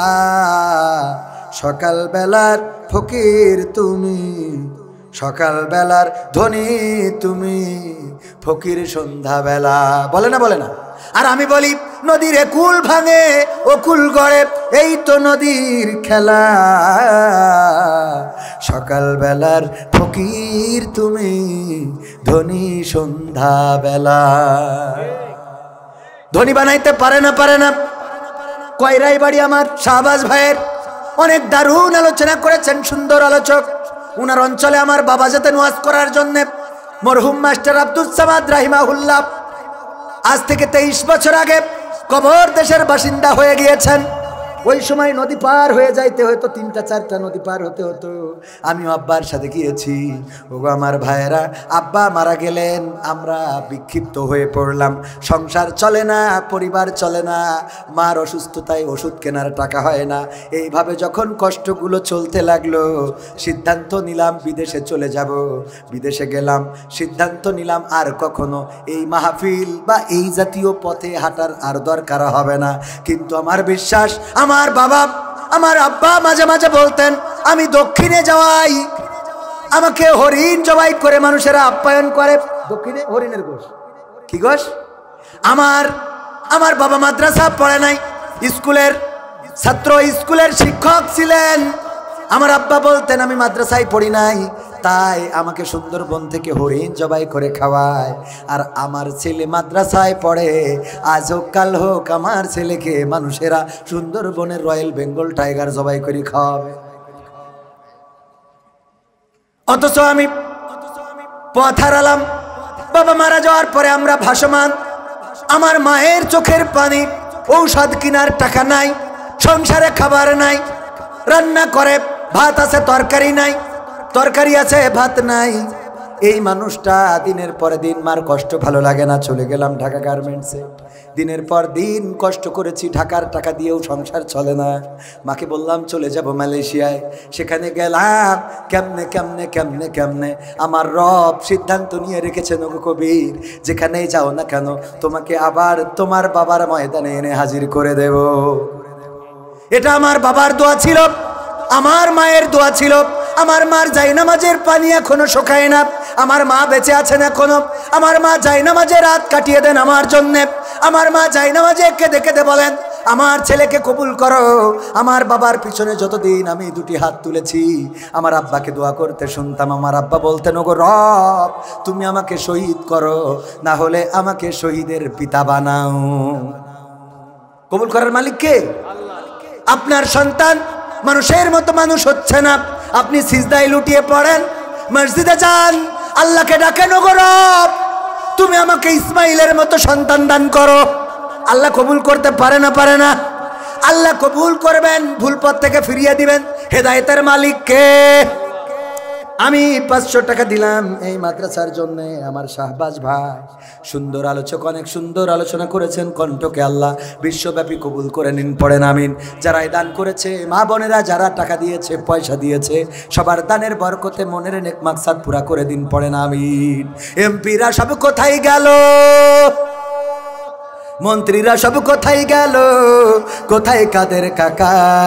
তাদের ছাড়া দেশটা এখন লাগে ফাঁকা ফাঁকা, ওদের ছাড়া দেশটা এখন লাগে ফাঁকা ফাঁকা। পালাবে না পালাবে না, যাই না তবু দেখা, পালাবে না পালাবে না, যাই না তবু দেখা। তাদের ছাড়া দেশটা এখন লাগে ফাঁকা ফাঁকা, ওদের ছাড়া দেশটা এখন লাগে ফাঁকা ফাঁকা। আইন মন্ত্রী আটকে গেল আইনেরই ফাঁকে, দাড়ি ছাড়া দরবেশের ভণ্ড ভণ্ড লাগে। আইন মন্ত্রী আটকে গেল আইনেরই ফাঁকে, দাড়ি ছাড়া দরবেশের ভণ্ড ভণ্ড লাগে। শুনছি কত নেতা নেত্রী খাইতেছে ভাই ডান্ডা, বিচারপতি কালামানিকের ফাটিয়েছে আন্ডা। পলকেরও ঝলক গেল, পলকেরও ঝলক গেল থামিয়ে নেটের চাকা। তাদের ছাড়া দেশটা এখন লাগে ফাঁকা ফাঁকা, ওদের ছাড়া দেশটা এখন লাগে ফাঁকা ফাঁকা। কই গেল সেই সংসদেতে মমতাজের গান? কোথায় গেল হজরত বলা স্বামী ওসমান? ঠিক না বেঠে? এখন কি তাদের গান আর শোনা যায়? না, শোনা যায় না। সংসদে এখন তারা গান গান করে না। আজকে কি ডাউন ছিল পাইছেন? আমি বললাম লকডাউন কেন ডাকলেন? করোনা তো আসে নাই, তাহলে কি আপনারা করোনা নাকি? কথা কয় না। মানুষ করোনাকে ভয় পায় না, খুশি হয়। সুতরাং ভয় এত পেয়েছে যে লকডাউন মানে নাই, এত ভয় পেয়েছে লকডাউন মানে নাই। ওগো আমার ভাইয়েরা, আর ওই বিদেশ থেকে যেসব নেতারা তাগিদ করবে, বিদেশ থেকে যারা আদেশ করবে, এই আদেশগুলো শোনা যাবে, শোনা যাবে। শুনতাম যদি তারা রাজপথে থাকতো, যদি তারা আমাদের নেতাদের মতো হাতে হাত করা পরে জেলখানায় যেত। ও আমার ভাইয়েরা, বিএনপির নেত্রী জেল খেটেছে না খাটে নাই? কতখানা খেটেছে না খাটে নাই? জামাতের নেতারা ফাঁসির কাস্টে ঝুলেছে না ঝোলে নাই? যারা নেতা হবে তারা এমন করে বুক পেতে দেবে, কর্মীদেরকে রক্ষা করতে চাইবে, কিন্তু যেই সব নেতারা বিপদে পড়লে কর্মীদের রেখে হেলিকপ্টারে করে পালিয়ে যায়, ওরা নেতা হতে পারে? আর ওই নেতাদের কথা শুনে যারা রাস্তায় নামে, ওদের লজ্জা থাকতে পারে? কথা কি মনে থাকবে? কারণ যে নেতা সামনে থাকে না, সে যে নেতাই হোক, জামাতের নেতা হইলেও তার পিছনে ইক্তেদায়িত্ব বেহেজাল ইমাম বলা জায়েজ নাই। কারণ নেতা থাকবে সামনে, নেতা থাকবে কোথায়? আমার নবী যুদ্ধ করেছেন 23টা 27টা যুদ্ধ, নিজে তরবারি হাতে নিয়ে নেতৃত্ব দিয়েছেন। কয়টা? 27টা যুদ্ধ নিজে রাজপথে ময়দানে থেকে নেতৃত্ব দিয়েছেন। অথচ বিশ্ব নবী যদি চাইতেন সাহাবাদের পাঠায়ে মসজিদে নববীতে জিকির করতে পারতেন না? পারতেন না। কিন্তু তিনি আগে থেকেছেন, সামনে থেকেছেন। ওমর রাদিয়াল্লাহু তাআলা আনহু, আবু বকর রাদিয়াল্লাহু তাআলা আনহু, আলী রাদিয়াল্লাহু তাআলা আনহু, ওসমান রাদিয়াল্লাহু তাআলা আনহু, সব লড়াকু সৈনিক সামনে থেকে নেতৃত্ব দিয়েছেন। এই জাতীয় নেতা যে দলের হোক, সেই দলের পিছনে যাইতে আমাদের কোনো অসুবিধা আছে? নেতা যদি আমার জন্য জেল খাটতে পারে, আমিও সেই নেতার জন্য জেল খাটতে রাজি আছি না নাই? কিন্তু নেতা যদি সুইজারল্যান্ডে বেগম পাড়ায় বাড়ি বানায়, কানাডার বেগম পাড়ায় বাড়ি বানায়, সুইজারল্যান্ডে টাকা রাখে, পিকনিক করতে যায় সিঙ্গাপুরে, আর থাইল্যান্ডে যায় পিকনিক করতে যায় থাইল্যান্ডে, চিকিৎসা নিতে যায় সিঙ্গাপুরে, আর মাঝে মাঝে ব্যবসা বাণিজ্যের জন্য যায় দুবাই, মালয়েশিয়ায়, বিভিন্ন দেশে। আর যখন বিপদে পড়ে তখন নেতার খবর থাকে না। ওই নেতার পিছনে স্লোগান দাও, আমার নেতা যেখানে আমরাই আছি সেখানে। নেতা এখন দাদার কাছে, তুমি কেন বাংলাদেশে? ঠিক না বেঠে? নেতা চলে গেল কোথায়? লন্ডনে। নেতা চলে গেল আমেরিকায়। নেতা চলে গেল কুয়েতে। নেতা চলে গেল কাতারে। নেতারা চলে গেল আন্ডারগ্রাউন্ডে। আর তুমি চায়ের দোকানে বলে বসে, চায়ের দোকানে বসে বলো অমুক আসবে, বাংলাদেশ আসবে, অমুক আসবে, বাংলাদেশ হাসবে। ঠিক না বেঠে? বলে না? বলে না? আসবে আর হাসবে। আমরাও চাই আসুক আর হাসুক। ভালো কাজ যদি করতো, আমরা সেই নেতার পিছনে আমরাও থাকতাম। কথা কয় না? কিন্তু ভালো কাজ যারা করবে না, তাদের সাথে এই যুবকেরা আয়োজন করেছে, মাহফিলের দাওয়াত দিয়েছে, এসেছি। এখন যুবকরা যদি বলতো, হুজুর আমরা আনতেছি পরিমণি দ্বিতীয় বক্তার, আপনি প্রধান বক্তা। কিনা পরিমণি বিশেষ আকর্ষণ, আর আপনি হইল প্রধান বক্তা, বলেন আমরা এটা মানতে পারতাম? আমি এখানে আসতাম? পাওয়া যেত? আমাকে পাওয়া গেছে কখনো? হুজুর আসেন, সিনেমা হল উদ্বোধন করবো, আপনি ফিতে কেটে দেবেন, গিয়েছি। কথা কয় না? কিন্তু যেই যুবকেরা কোরআনের জন্য ডেকেছে, সেই যুবকদের ডাকে সাড়া দিয়েছি না দিই নাই? কিন্তু দুঃখ হলো, এই যুব সমাজ যারা আয়োজন করেছে, শুধু একজনের কোনো মতে বিয়ে হয়েছে খুব কষ্ট করে, আর বাকিদের একটারও বিয়ে হচ্ছে না। বললো হুজুর মাহফিলটা দিছি, এইবারের টার্গেট হলো আমরা যেন বিয়ে করতে পারি, একটু দোয়া করি দেবেন। আর আমার দোয়ায় বিয়েও হয়, আলহামদুলিল্লাহ। বলেন আলহামদুলিল্লাহ। ওই যে রিপন পানপুরি আপনারা দেখেছেন না, সাতক্ষীরায়, ও প্রতি মাহফিলে গেলে 100 কোটি টাকা দিত, আর দোয়া চাইতো, হুজুর একটু দোয়া করে দেন যেন বিয়ে হয়। তো দোয়া করে দিছি, আমাকে জানালো হুজুর আলহামদুলিল্লাহ বিয়ে হয়েছে। পরের বছর আবার গেছি সাতক্ষীরায় মাহফিলি, চিরকুট দেশে, হুজুর দোয়া করে দেন আমার যেন বিয়ে হয়। আমি বললাম তুই যে কয়দিন আগে জানালি যে তোর বিয়ে হয়ে গিয়ে, বলছে হুজুর বিয়ে হইলো তা বউ চলি গে।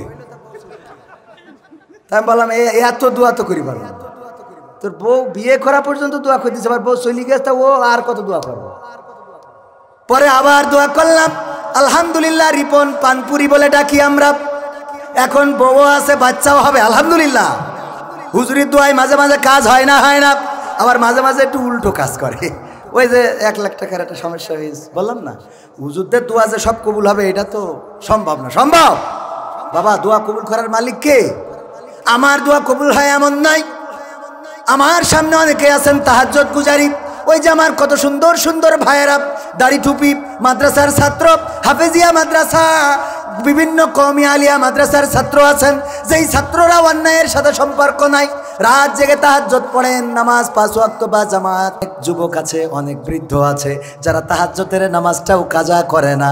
যখন একসাথে হাত তুলি তখন ওই বান্দাদের দিকে তাকিয়েই আল্লাহ কবুল করে নেয়। পড়েন সুবহানাল্লাহ। আল্লাহ কবুল করে নেয় এরকম বান্দাদের দিকে তাকিয়ে আল্লাহ কবুল করে নেয়। যে এমন মানুষটা বলেছে আমিন, আমার নবী বলেছেন 3 শ্রেণীর মানুষের হাত আল্লাহ ফেরাতে চান না। তার মধ্যে এক, যেই মুরব্বিগুলো দাড়ি, আপনার তো দাড়ি কাঁচা, সব তো কাঁচা, যেগুলো দাড়ি পাকা মুরব্বি, এই যে আমার চাচা জান আছেন, আমার নবী বলেন এমন দাড়ি পাকা মুরব্বিরা যখন আল্লাহর কাছে হাত তোলে, আল্লাহ ওই মুরব্বির হাতটা ফিরিয়ে দিতে লজ্জা পান।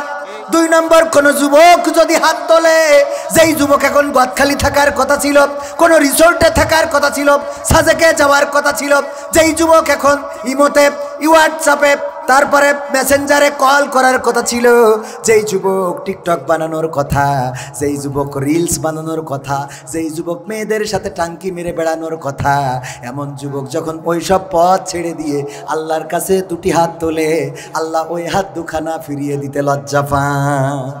আর 3 নম্বর হলো ছোট বাচ্চা শিশু, যখন 2টি হাত তোলে আল্লাহ ওই বাচ্চা শিশুর হাত ফিরিয়ে দিতে চান, আল্লাহ ছোট হাতটা ফিরিয়ে দিতে চান না। সেই সুবাদে আমি যুবক মানুষ, আল্লাহ চাইলে আমার দোয়াটাও কবুল করতে পারে না, পারে না। তাহলে কোথায় ছিলাম?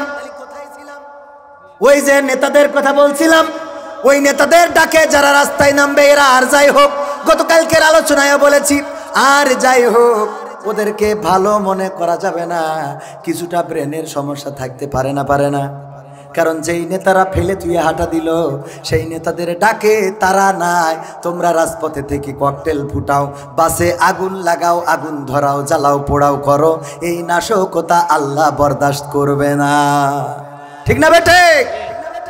আমাদের মাহমুদুল হাসান জিহাদির নাম শুনেছেন আপনারা? মাহমুদুল হাসান জিহাদি সাতক্ষীরার বক্তা, উনি মারা গিয়েছেন রাহিমাহুল্লাহ।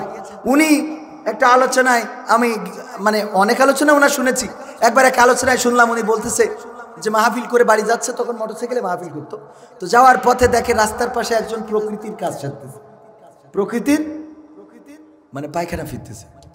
তো রাত্রি চিন্তা করলো এরকম রাস্তার পাশে এই কাজ করা তো ঠিক না, তো এই জন্যে একটু ওই মোটরসাইকেলের হেডলাইটটা ঘুরাই ধরিছে যাতে ও লজ্জা পেয়ে আছে মানে এই কাজ না করে। যেই লাইট ঘুরাই ধরিছে ও লুঙ্গি টুলে মুখ ঢেকে চুপচাপ বসে আছে, মানে এত লজ্জা পেয়েছে যে উপরে ঢেকে রাখি, নিচে যা হয় একে লজ্জা পাওয়া বলে? এত নির্লজ্জ চরম প্রকাশ, যে উপর ঢেকে নিচে সব আগে। ওগো আমার ভাইয়েরা, তেমনি এমন নির্লজ্জ যদি হন যে আপনাদের হাজার লজ্জা দিলেও যদি লজ্জা না হয়, রাজপথে যদি নামেন, নামতে পারেন যৌক্তিক দাবি নিয়ে, কিন্তু যৌক্তিক দাবির জায়গায় যদি অযৌক্তিক দাবি নিয়ে দাঁড়ান, তাহলে বাংলাদেশের মানুষ আপনাদেরকে বরদাস্ত করবে না, আপনাদের নিচেও যাবে, উপরও যাবে। একদিকে তো উপর রক্ষা হয়েছে, কিন্তু এখানে উপরও রক্ষা হবে, মনে থাকবে কথাগুলো। এখন এই কাজগুলো করার দরকার নাই, তবে যৌক্তিকভাবে আমরাও, সরকার যদি এমন কোনো আচরণ করে, নিরপরাধ মানুষের নামে যদি মামলা হয় মানব, নিরপরাধ মানুষের হাতে যদি হাতকড়া পরানো হয় মানব, নিরপরাধ মানুষকে যদি জেলে নেওয়া হয় মানব, নিরপরাধ মানুষকে রিমান্ডে নিলে মানব না, নিরপরাধ মানুষকে হয়রানি করলে মানা হবে। যারা রাজনীতি করবে, রাজনীতি করার অধিকার আছে। আগে যেমন আমরা একটু মসজিদে বসলে হঠাৎ করে 5 জন 7 জন কোরআনের জন্য বসেছি, বলতো নাশকতার পরিকল্পনা করছে, এই বলতো না, বলতো না? মসজিদে বসলেও নাশকতা। আর কিছু হইলেই কি বলতো? এটা জামাত শিবিরের কাজ। ঠিক না বেঠে? কিছু হইলেই নাম দিয়ে দিত। আমি উদাহরণ দিতে যেয়ে বলি, বর্ডারের কাছে যাদের বাড়ি তারা জানবেন, বর্ডার দিয়ে মিস্টার বল্টু বাইসাইকেলে করে বালু নিয়ে যাচ্ছে, প্রশাসনের লোক ধরে বললো, বল্টু বাইসাইকেলে বাস্তাই কি? কয় স্যার বালু নিয়ে যাচ্ছি। কয় সাইকেলে করে তুমি ইন্ডিয়া থেকে বালু পাচার করতেছো কেন? কয় স্যার এমনি নিয়ে যাচ্ছি। এই এমনি বালু নিয়ে যায় কেউ? চেক করে দেখি বালুর মধ্যে কিছু আছে কিনা। চেক করে দেখে না, কিছু নাই। দ্বিতীয় দিন আবার যখন নিয়ে যাচ্ছে, বললো বল্টু সাইকেলে করে কি পাচার করো? স্যার বালু। কয় বালু কেউ পাচার করে নাকি? নিশ্চয় বালুর মধ্যে কিছু আছে। পরে চেক করে দেখে না, বালুর মধ্যে কিছু নাই, ছেড়ে দিয়েছে। তৃতীয় দিন আবার ধরেছে, বাইসাইকেলে করে কি পাচার করো? স্যার বালু স্যার। না, এই বালুর মধ্যে কোনো নাশকতা থাকতে পারে। বালু ঢাকায় পাঠাইছে ল্যাবে চেক করার জন্য। ল্যাব থেকে জানাই দিয়েছে এটা নিছক বালু, আর কিছু নাই এতে। বল্টুর সাথে যখন দেখা সিদ্ধিরগঞ্জ না কি যেন সিদ্ধি পাশা বাজারে, প্রশাসনের লোকের সাথে দেখা, বলতেছে বল্টু এইদিকে আয়, তুই যে সাইকেলে করে বালু পাচার করিস ভারত থেকে, কারণটা কি? ওই বালুর মধ্যে তো কিছু খুঁজে পেলাম না, খালি বালু ছাড়া। সাইকেলে করে বালু পাচার করার কারণ কি? বালু কি আমাদের এই কপোতাক্ষের আশেপাশে নাই? বলতেছে স্যার সত্যি কথা বলবো? বল। স্যার সত্যি কথা হলো, আমি আসলে সাইকেলে করে বালু পাচার করি না, আমি ওই সাইকেলটা পাচার করি। কি পাচার করে? পাচার করে সাইকেল, আর চেক করে কি? আমার দেশে সেটাই হলো। নাশকতা করে কারা, হামলা করে কারা, এখন বোঝা যাচ্ছে না, যাচ্ছে না। রাতের অন্ধকারে বাসের মধ্যে আগুন জ্বালিয়ে দিল। সিসিটিভিতে দেখা যাচ্ছে হেলমেট পরে এসে আগুন লাগাচ্ছে বাসে, বাসের মধ্যে ঘুমান্ত মানুষটা পুড়ে ভস্ম হয়ে গেল। ওগো আমার ভাইরা, আগুন লাগালো, বাসে ককটেল ফুটালো, বিভিন্ন জায়গায় নাশকতা। এই নাশকতাগুলো কারা করে জাতির সামনে মুখোশ উন্মোচন করে দিচ্ছেন কি? অথচ কিছু হইলেই ওই যে সাইকেল যেমন পাচার করে, ধরতে পারে না, চেক করতো কি? বালু, বালুর বস্তা। আমাদের দেশেও সেইটাই হতো। কত বড় বড় কাণ্ড ঘটে যায়, কত ব্রিজ, কত কলকারখানা, কত রাস্তার টাকা মেরে কানাডায় চলে গেল। আর কিছু হইলেই জামাত ধরো, শিবির ধরো, বিএনপি ধরো, ছাত্র দল, যুব দল ধরো, বলেন ঠিক কিনা? আর এদের চেক করে খালি। এদের কাছে বালু ছাড়া আর কিছু পাওয়া যাবে? কই গেল সেই সংসদেতে মমতাজের গান? কোথায় গেল হজরত বলা শামীম ওসমান? ইনু মেনন দীপু মনি আছে কারাগারে, পাপ করিলেও পাপ কখনো ছাড়ে কি আর তারে? কোথায় গেল স্পিকারের, কোথায় গেল স্পিকারের দৃষ্টি আঁকা বাঁকা? তাদের ছাড়া দেশটা এখন লাগে ফাঁকা ফাঁকা, ওদের ছাড়া দেশটা এখন লাগে ফাঁকা ফাঁকা। কোথায় গেল আরাফাত আর ব্যারিস্টার সুমন? কথা বলার সময় তারা করে নিয়োজন। মুরগি কবির খাইছে ধরা, জাফর কোথায় আছে? গোপনে কি সেও গেল মোদি দাদুর কাছে? কোথায় গেল সালোমের, কোথায় গেল সালোমের কাড়ি কাড়ি টাকা? তাদের ছাড়া দেশটা এখন লাগে ফাঁকা। লাগে না, লাগে না। কেন ফাঁকা ফাঁকা লাগে? অনেকবার বলেছি, কারণ হলো আমরা যখন বিপদে পড়ে যেতাম তখন আমাদের একটা করে বক্তৃতার ডেলিভারি পাইতাম। যখন বেগুনের দাম বেড়ে গেল, রোজার মাস, বেগুনি খাবে কি করে, সুন্দর করে টিপস বলে দিলে যে এখন কুমড়া দিয়ে বেগুনি বানা। ঠিক না বেঠে? এরপরে যখন খুরমার অভাব দেখা গেল তখন বলল খুরমা দিয়ে ইফতার করার দরকার নাই, এখন বড় আর পেয়ারা দিয়ে ইফতার করো। শুধু তাই না, কাঁচামরিচগুলো বললো শুকায়ে রেখে দাও ফ্রিজে। আবার এইটা যখন বর্ষাকাল আসবে তখন পানিতে ডুবাবা, অমনি জেতা হয়ে যাবে। ওরে বাবা কত বুদ্ধি রে রে, এখন আর সেই বুদ্ধি করে চলার সুযোগ কি পায়? এই জন্যে ফাঁকা ফাঁকা লাগে। সব কিছুতে রানা প্লাজা ধসে গেল, 10-12 তলা বিল্ডিং কেন ভেঙে পড়ল? সকালবেলা স্বরাষ্ট্রমন্ত্রী মখা আলমগীর, মনে আছে আপনাদের? বলল যে সকালে জামাত শিবিরের লোক এসে গেট ধরি ঝাঁকানি দিছিল। কথা কয় না? এই ঝাঁকানি দিয়ে বিল্ডিং ফেলানোর মতো। ওগো আমার ভাইয়েরা, এত মিথ্যা, এত মিথ্যা, এত মিথ্যা। আমার নেতাগুলো, যেই মানুষগুলো ছিল এই জমিনের মধ্যে আলোকিত সন্তান, সূর্য সন্তান, সেই মানুষগুলোকে কারাগারে ভরে ক্ষান্ত হয় নাই। সেই মানুষগুলোকে একে একে ফাঁসির কাস্টে ঝুলিয়ে পৃথিবী থেকে বিদায় করে দিয়েছে। আমার আল্লাহ রব্বুল আলামিন সহ্য করেছেন, ধৈর্য ধরেছেন, কিন্তু সর্বশেষ পর্যন্ত আল্লাহ বরদাস্ত করেন নাই। এর বিনিময়ে এই বাংলাদেশ থেকে সমূলে মূলোৎপাটন করে ছেড়ে দিয়েছেন কি? সাহস নিয়ে দাঁড়িয়েছ তাই মুক্ত হয়েছে জমিন সাহস করে দাঁড়ালে আর একবার কায়েম হয়ে যাবে দিন নয় নয় নয় আর কোনো ভয় আনতে হবে দিনের বিজয় নয় নয় নয় আর কোনো ভয় আনতে হবে দিনের বিজয় দিনের বিজয় যারা ভেবেছিল ছাড়বে না আর ক্ষমতার ওই মাসনদ দেখেছে তারা রবের পাকড়াও কি করে করে নাস্তানাবুদ ঠিক না বেঠিক যারা ভেবেছিল ছাড়বে না আর ক্ষমতার ওই মাসনদ দেখেছে তারা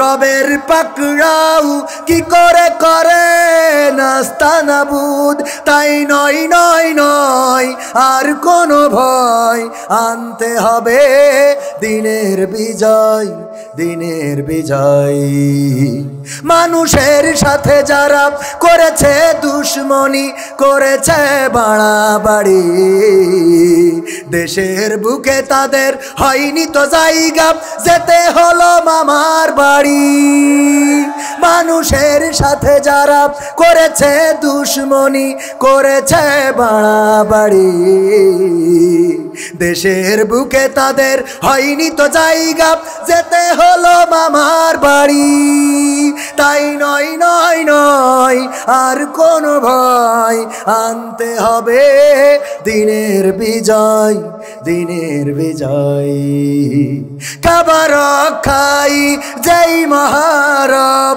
পাঠিয়েছিলেন আবাবিল আজও তিনি দয়াময় তেমনই আছে বদলেনি তো এক তিল কাবা রক্ষাই যেই মহারব পাঠিয়েছিলেন আবাবিল আজও তিনি দয়াময় তেমনই আছে বদলেনি তো এক দিল তাই নয় নয় নয় আর কোনো ভয় আনতে হবে দিনের বিজয় কোরআনের বিজয় সাহস নিয়ে দাঁড়িয়েছ তাই মুক্ত হয়েছে জমিন সাহস করে দাঁড়ালে আর একবার কায়েম হয়ে যাবে দিন দিন কায়েম কি দেখতে চান আগামীতে যদি ইসলামী আন্দোলনের জন্য রক্ত লাগে যদি জীবন দিতে হয় শাহাদাত যদি বরণ করতে হয় রক্ত দিতে রাজি কারা কারা দেখতে চাই লিল্লাহি তাকবীর আল কোরআনের আলো আল হাদিসের আলো আমার নেতা তোমার নেতা নারায়ে তাকবীর আরেকটু সময় কি আগাবো সামনে আরেকটু শুনবেন শুনবেন এই মাহফিলটা আমাদের জীবনের শেষ মাহফিল হতে পারে না এই মাহফিল কালকে আবার এখানে হবে না হবে এক বছর পরে কয় বছর পরে এক বছর পরে কিন্তু এখানে কবে কার জানাজা হবে আমরা কেউ জানি না আমার জানাজা কবে হবে আপনি জানবেন না আপনার জানাজা কবে হবে আমি জানবো ওটা কয় না ও তোমার গোনা দিন ফু রাইয়া যাবে গোনা দিন ফু রাইয়া যাবে যৌবনে লাগবে ভাটি ওই যে দেখো ডাকিতেছে তোমায় কবরের মাটি ওই যে দেখো ডাকিতেছে তোমায় কবরের মাটি সন্ধ্যার আগে যেদিন ডুবিবে বেলা এক পলকে ভেঙে যাবে তোমার রঙেরই মেলা সন্ধ্যার আগে যেদিন ডুবিবে বেলা এক পলকে ভেঙে যাবে তোমার রঙেরই মেলা কারে দিবা তুমি জোরে ধমক কারে দিবা তুমি জোরে ধমক কার মাথায় ভাঙবা লাঠি ওই যে যে দেখো ডাকিতেছে তোমায় কবরের মাটি, ওই যে দেখো ডাকিতেছে তোমায় কবরের মাটি। খবর পেয়ে আসবে আত্মীয় স্বজন,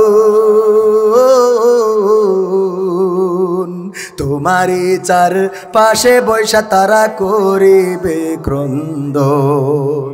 খবর পেয়ে আসবে আত্মীয় স্বজন, তোমারই চার পাশে বৈশা তারা করিবে ক্রন্দন। সাজাইবে মনের মতন, সাজাইবে মনের মতন কি সুন্দর পরিপাটি, ওই যে দেখো ডাকিতেছে তোমায় কবরের মাটি, ওই যে দেখো ডাকিতেছে তোমায় কবরের মাটি। ডাকছে না ডাকছে না আপনার কবরের মাটি, প্রতিদিন চিৎকার করে ডেকে বলে ওগো কবির বিন সামাদ, ওগো ফয়সাল, ওগো শাহবাজ, ওগো সভাপতি, ওগো আওয়ামী লীগের লোক, ওগো বিএনপির লোক, ওগো জামাতের লোক, ওগো জাসদের লোক, ওগো বাসুদের লোক, ওগো সিদ্ধি পাশার লোক। আমি কবর এমন জায়গা আমি কানে শুনি না, আমি চোখে দেখি না, আমি তোমাদের কথা শুনতে পাবো না, তোমাদের কান্না চিৎকার আমার মধ্যে ঢুকবে না।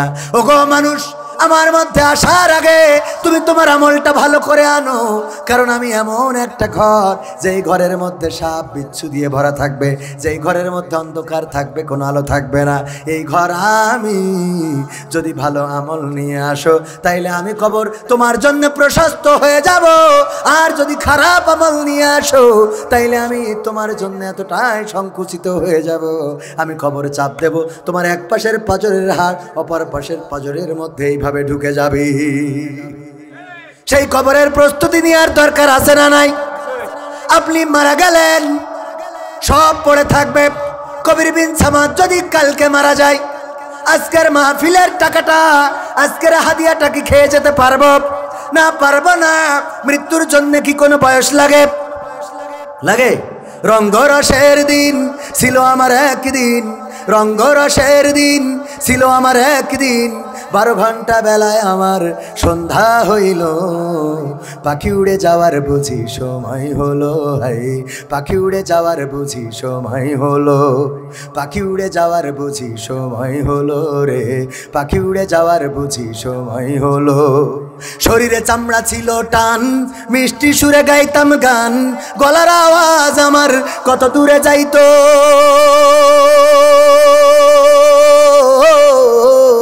শরীরে চামড়া ছিল টান, মিষ্টি সুরে গাইতাম গান, গলার আওয়াজ আমার কত দূরে যাইতো। পাইকা গেল মাথার চুল, কথা বলতে পড়ে ভুল, পাইকা গেল মাথার চুল, কথা বলতে পড়ে ভুল, চোখে দেখি গন্ডগোল, দন্ত নড়িল, পাখি উড়ে যাওয়ার বুঝি সময় হলো, পাখি উড়ে যাওয়ার বুঝি সময় হলো, পাখি উড়ে যাওয়ার বুঝি সময় হলো, পাখি উড়ে যাওয়ার বুঝি সময় হলো। ঘন ঘন আসে দম, কানেতেও শুনি কম, পিছে পিছে জম আমার ঘুরতে লাগিল, ঘন ঘন আসে দম, কানেতে শুনি কম, পিছে পিছে জম আমার ঘুরতে লাগিল। খাটো হয়ে আসছে পাও, হীন হলো সর্বদাও, খাটো হয়ে আসছে পাও, হীন হলো সর্বদাও, ভাবে বুঝি সময় আমার ফুরিয়ে এলো, পাখি উড়ে যাওয়ার বুঝি সময় হলো, হাই পাখি উড়ে যাওয়ার বুঝি সময় হলো, পাখি উড়ে যাওয়ার বুঝি সময় হলো রে, পাখি উড়ে যাওয়ার বুঝি সময় হলো। এত সুন্দর পরিপাটি খাসায় আমার ছিল খাটি, দিনে দিনে খাসায় আমার জং ধরিল, এত সুন্দর পরিপাটি খাসায় আমার ছিল খাটি, দিনে দিনে খাসায় আমার জং ধরিল। পুরাতন খাসাতে পাখি করে শুধু ডাকাডাকি, পুরাতন খাসাতে পাখি করে শুধু ডাকাডাকি। একদিন আমায় দিয়া পাখি উড়িয়া যাইব, পাখি উড়ে যাওয়ার বুঝি সময় হলো রে, পাখি উড়ে যাওয়ার বুঝি সময় হলো, পাখি উড়ে যাওয়ার বুঝি সময় হলো, হায় পাখি উড়ে যাওয়ার বুঝি সময় হলো। রঙ্গরসের দিন ছিল আমার একদিন, রঙ্গরসের দিন ছিল তোমার একদিন, 12 ঘন্টা বেলা তোমার সন্ধ্যা হইল, পাখি উড়ে যাওয়ার বুঝি সময় হলো, হায় পাখি উড়ে যাওয়ার বুঝি সময় হলো, পাখি উড়ে রে পাখি উড়ে যাওয়ার বুঝি সময় হলো। মারহাবা বলা যাবে? ওগো আমার ভাইরা, এই পাখি উড়ার জন্য চুল পাকার কি কোনো দরকার আছে? এই পাখি উড়ার জন্য আমার দাড়ি সাদা হওয়ার কি কোনো দরকার আছে? বাড়ি থেকে বের হলেন, যশোরে যাবেন, যশোরে যাওয়ার পথে কত অ্যাক্সিডেন্ট হয়, কত মানুষ মারা যায়, কত লাশ বাড়িতে আসে, কেউ হাসপাতালে চলে যায়। ওগো আমার ভাইরা, ওই খবরগুলো আমাদের কানে আসে। আমি একদিন এমন খবর নিজেই হয়ে যেতে পারি না। আমি যেই বাসটায় চড়লাম সেই বাসটা যে অ্যাক্সিডেন্ট করবে না, আল্লাহ না করুন, ওই বাসটা দুর্ঘটনায় পড়ার সম্ভাবনা আছে না নাই? আপনি যে নৌকাটায় চড়লেন ওই নৌকাটা যে ডুবে যাবে না তার কি কোনো গ্যারান্টি আছে? আপনি যে ফেরিটা পার হবেন সেই ফেরিতে চড়ার পরে ওই ফেরিটা যে তলিয়ে যাবে না তার কোনো নিশ্চয়তা নাই। আপনি যে বিমানটায় চড়েছেন ওই বিমানটা যে ক্র্যাশ খাবে না এর কোনো গ্যারান্টি আছে নাকি? সুতরাং যেহেতু মৃত্যুর কোনো বয়স লাগে না, মৃত্যুর জন্য কোনো ওয়ার্নিং দেওয়া হবে না, আপনার একদিন আগে কেন 1 ঘন্টা 1 মিনিট আগে আপনাকে জানানো হবে না যে গো কবির বিন সামাদ তাড়াতাড়ি উজু করে নাও, আমি মালাকুল মাউত আসছি তোমার জানটা নিয়ে চলে যাব, এমন কথা বলবে নাকি? না, বলবে না। সুতরাং মৃত্যুর জন্য কেমন প্রস্তুত থাকতে হবে আমার আল্লাহ সূরা আল ইমরানে বলে দিয়েছেন, ইয়া আইয়ুহাল্লাযীনা আমানুত্তাকুল্লাহ হাক্কা তুকাতিহি ওয়া লা তামুতুন্না ইল্লা ওয়া আনতুম মুসলিমুন। আমার আল্লাহ বললেন, ওগো ঈমানদারেরা, তোমরা আল্লাহকে ভয় করো যেমন করে তাকে ভয় করা উচিত, আর ততক্ষণ পর্যন্ত মৃত্যুবরণ করো না যতক্ষণ পর্যন্ত না পূর্ণ আত্মসমর্পণকারী হতে পারো। আত্মসমর্পণ করতে হবে কার কাছে? সবাই চিৎকার করে বলেন, কার কাছে? জোরে বলেন, কার কাছে?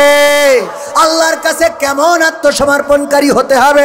যেমন আত্মসমর্পণকারী ছিলেন আদম আলাইহিস সালাম। উনি যখন দুনিয়ায় নামাই দিলেন আল্লাহ রাব্বুল আলামিন, উনি বললেন, আল্লাহ যেহেতু জান্নাত থেকে বের করে দিয়েছো সুতরাং আমি আর নামাজ পড়বো না, তোমার কথা শুনবো না, তোমার পথে চলবো না, তোমার গুণগান গাবো না, তোমার দেখানো পথে আমি আর যাব না। এমন কথা কি বলেছেন নাকি? না, বলেন নাই। বরং আমার আদম আলাইহিস সালাম বললেন, কি বললেন? কোরআনে রেকর্ড করে দিয়েছেন। পড়েন রব্বানা, পড়েন রব্বানা যালামনা أنفسنا وإن لم تغفر لنا وترحمنا لنكونن من الخاسرين। ঠিক, এখনো মা বোনদের জন্য কিছু কথা বলতে পারি নাই। মা বোনেরা, আল্লাহর নবী বলেছেন অধিকাংশ নারীরা জাহান্নামী। কি নামী? সবাই বলেন, কি নামী? জাহান্নামী। বিশ্ব নবীকে জিজ্ঞাসা করা হলো কারণ কি? বলল কারণ হলো বেশি কারণ, বড় কারণ 2টা। কয়টা? জোরে বলেন, কয়টা? 2টা। 1 নম্বর কারণ হলো অধিকাংশ নারীরা স্বামীর প্রতি অকৃতজ্ঞ। স্বামীর প্রতি কি? এ যুবকরা বুঝবে না, কারণ ওকে তো বিয়েই হয়নি। দোয়া করি আল্লাহ যেন শুধু ফয়সাল ভাই বিয়ে করেছে, হ্যাঁ, আর বাকিগুলো বিয়ে হয় নাই। আমরা দোয়া করছি আগামী বছর মাহফিলে যেন স্ত্রী থাকবে প্রজেক্টরে আর স্বামী থাকবে স্টেজে। কবুল করেন, বলেন আমি। কবুল করার মালিক কে? আল্লাহর নবীর কাছে একজন কালো সাহাবী এসে কান্না করছেন। বিশ্বনবী বললেন, কাঁদো কেন? কয়গো নবী আমি সবচেয়ে কালো, আমার অত বড় ঘটনা বলবো না, শুধুমাত্র এতটুকু বলি কান্না করছেন কালো বলে বিয়ে হয় না, মদিনার কোনো পাত্রী তার সাথে বিয়ে করতে রাজি হয় না। বিশ্ব নবী বললেন আমি ঘটকালি করে দিচ্ছি, আমি এমন জায়গায় তোমার বিয়ের প্রস্তাব পাঠাবো যে মদিনার সবচেয়ে সুন্দরী নারীটা তোমার স্ত্রী বানিয়ে দেব। আল্লাহর নবী পত্র লিখলেন, বললেন এই পত্র নিয়ে যাও অমুক মেয়ের বাবাকে দিবা। সেই মেয়ের বাবাকে পত্র দিল, দেওয়ার পরে মেয়ের বাবা বলল অসম্ভব, তোমার জন্য সাজেস্ট করেছে, অথচ তোমার চেহারা এই, আর আমার মেয়ে কত সুন্দরী, কত সুন্দর চেহারা তার, হরিণ হরিণ চোখ, চুলের কেশের মধ্যে মানুষ হারিয়ে যেতে পারে, এত সুন্দর আমার সুন্দরী মেয়েটারে তোমার মতো কালো মানুষের সাথে বিয়ে দিতে আমি রাজি নই। ভিতর থেকে মেয়ে শুনলেন, ডাক দিয়ে বললেন ওগো বাবা, নবীজি সাল্লাল্লাহু আলাইহি ওয়াসাল্লাম যে পাত্রকে পাঠিয়েছেন এই পাত্র ফিরিয়ে দিও না। আল্লাহু আকবার। আমি আল্লাহর নবী পছন্দ করেছেন আমার জন্যে, সুতরাং এটার মধ্যে কল্যাণ আছে। বিশ্বনবী কল্যাণ না থাকলে আমাদের জন্য এই চয়েসটা করতেন না।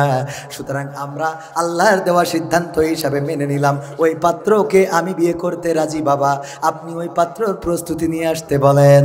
আল্লাহর নবীর সাহাবী চলে গেলেন বিশ্বনবীর কাছে, বললেন ওগো নবী, পাত্রী তো রাজি, পরিবারও রাজি, এখন আমার কেনাকাটা করার মতো টাকা নাই। আল্লাহর নবী কিছু টাকা কর্জে হাসানা দিলেন, যাও এই কর্জে হাসানা দিলাম, কিছু বাজার করো, আর কিছু খাবার কেন, বিয়ের জন্য যা প্রয়োজন করো। চলে গেল যুদ্ধ কেনার জন্য। হঠাৎ করে শুনতে পেলেন বিশ্বনবী ঘোষণা করেছেন যুদ্ধের ময়দানে কে যাবা, কে যাবা যুদ্ধের ময়দানে, বাজিছে আমামা বাদরে দামামা, সেই রচু করি মুসলমান, নয়া জামানার ডাক এসেছে, ভাঙা কেল্লায় ওড়ে নিশান, বাজিছে আমামা যুদ্ধের ময়দানে দামামা বেঁধে, কে যাবা, বাজিছে দামামা বাঁধরে আমামা, কে যাবা, আমামা বেঁধে যুদ্ধের ময়দানে ছুটে আসো। যদি যুদ্ধের ময়দানে শরীক হয়ে যাও, শহীদ হলে জান্নাত, জান্নাত দেওয়ার মালিক কে? শাহাদাত এমন একটা সেতু, এ পারে যশোর, ও পারে খুলনা, এই জান্নাত, এ পারে যশোর, ও পারে জান্নাত, ওই খুলনা না, ও পারে জান্নাত। আপনি এই সেতুটা পার হয়ে গেলেন। ওই সাহাবী ওই টাকা দিয়ে বিয়ের সদাই কিনলেন না, বিয়ের জন্য জিনিসপত্র কিনলেন না, ওই টাকা দিয়ে একটা তরবারি কিনলেন আর ঢাল কিনলেন। এসে বললেন ওগো নবী, আমি বিয়েতে যেতে চাই না, আমি যুদ্ধের ময়দানে যেতে চাই। আল্লাহর নবী বললেন ওগো আমার সাহাবী, কতদিন ধরে অপেক্ষা করেছো, বিয়ে করবা, ভালো পাত্রী পাও নাই, কেউ তোমারে বিয়ে করতে রাজি হয় নাই, আমি তোমার বিয়ের প্রস্তাব পাঠিয়েছি, রাজি হয়েছে, তোমারে আমি যুদ্ধের জন্য বাধ্য করি না। সাহাবী বললেন ওগো নবী, না করবেন না, যদি আজকে যুদ্ধের ময়দানে আমি শহীদ হতে পারি তাহলে এটাই আমার সবচেয়ে বড় পাওয়া, আমার বিয়ের স্বপ্নের চেয়ে বড় স্বপ্ন শহীদ হওয়া। সাহাবী চলে গেলেন যুদ্ধের ময়দানে, যুদ্ধ করতে করতে শহীদ হয়ে গেলেন। ভাইয়েরা আমার, আমার যুবকেরা, এই যুবকগুলোকে আল্লাহ রাব্বুল আলামিন আমার ওই নবীর কালো সাহাবীদের সাথে কবুল করে নিন, পড়েন আমিন। দুনিয়ায় যদি বিয়ে না হয়, জান্নাতে হুর আছে না নাই? জান্নাতে বিয়ে দেওয়ার মালিক কে? আল্লাহ রাব্বুল আলামিন এত নিয়ামত দান করবেন, যেই নিয়ামতের শুরু আছে কিন্তু শেষ নাই। গোলাম আজম রাহিমাহুল্লাহ একটা কথা লিখেছিলেন তার বইয়ে, আমি পড়েছি, আপনারাও পড়ে থাকতে পারেন। গোলাম আজম রাহিমাহুল্লাহ বলেছেন, জান্নাত এমন একটা জায়গা, সেই জায়গায় কোনো অভাব নাই একটা ছাড়া। সেখানেও একটা অভাব আছে, কোনো অভাব নাই একটা ছাড়া। কি অভাব? গোলাম আজম রাহিমাহুল্লাহ লিখেছেন, সেই অভাবটা হলো অভাবের অভাব দেখা দিবে জান্নাতে। কিসের অভাব দেখা দেবে? অভাবের অভাব। এটা এমন, বন্ধুরা গল্প করতেছে, একজন বলতেছে দোস্ত আমার তো টেনশনে ঘুম হয় না। তো বলছে কেন? টেনশন, টাকা নেই, পয়সা নেই, ঘর নেই, বাড়ি নেই, বউ নেই, বাচ্চা নেই, খুব টেনশন হয়। আরেক দোস্ত বলছে আমারও টেনশন হয়। কি নিয়ে? বলছে আমার টেনশন কেন হয় না এই নিয়ে টেনশন। ওর টেনশন কেন হয় না এই নিয়ে ওর টেনশন, যে আমার টেনশন কেন হয়। তো জান্নাতে অভাব নাই, একটা অভাব। কিসের অভাব? অভাবের অভাব। ও ওখানে কোনো মানুষ অভাবে থাকবে না, না বউয়ের অভাব। যুবকরা যেমন অভিযোগ করলো, ভাই বউ পাই না রে, আজকালকের ছেলেরা বই নিয়ে আর বসে না, ও বাবা গুগলে সার্চ করিয়া পড়ি। ওরে কালের মেয়েরা কোরআন হাদিস ধরে না, এখনকার মা বোনেরা আল্লাহর কোরআন পড়ে না, ও আল্লাহ টিকটকে ভিডিও ওরা করে। আছে না নাই টিকটক করা নারী? আছে না নাই? বিয়ে হয়ে গেছে, টিকটকে লাইন মেরেছে অভয়নগরের মেয়ে আর সিরাজগঞ্জের ছেলে, এমন লাইন আছে না নাই? স্বামী ছেড়ে চলে গেছে, কত ঘটনা ঘটে যায়। আজকালকের ছেলেরা বই নিয়ে আর বসে না, ও বাবা গুগলে সার্চ করিয়া পড়ে। ওরে কালের মেয়েরা কোরআন হাদিস ধরে না, এখনকার মা বোনেরা কোরআন হাদিস পড়ে না, ও আল্লাহ টিকটকে ভিডিও ওরা করে। আজকালকের ছেলেরা বই নিয়ে আর বসে না, গুগলে সার্চ করিয়া পড়ি। আগের সময় প্রেম করিলে মুরব্বীরা বলতো পাইছো কি, এখন বলে শখ করিয়া বাবু তুমি খাইছো কি। বলে না, বলে না, কথা কয় না। আগের সময় প্রেম করিলে আমার মুরব্বীরা রাগ দেখাইতো, বলতো পাইছো কি, এখন বলে শখ করিয়া বাবু তুমি খাইছো কি।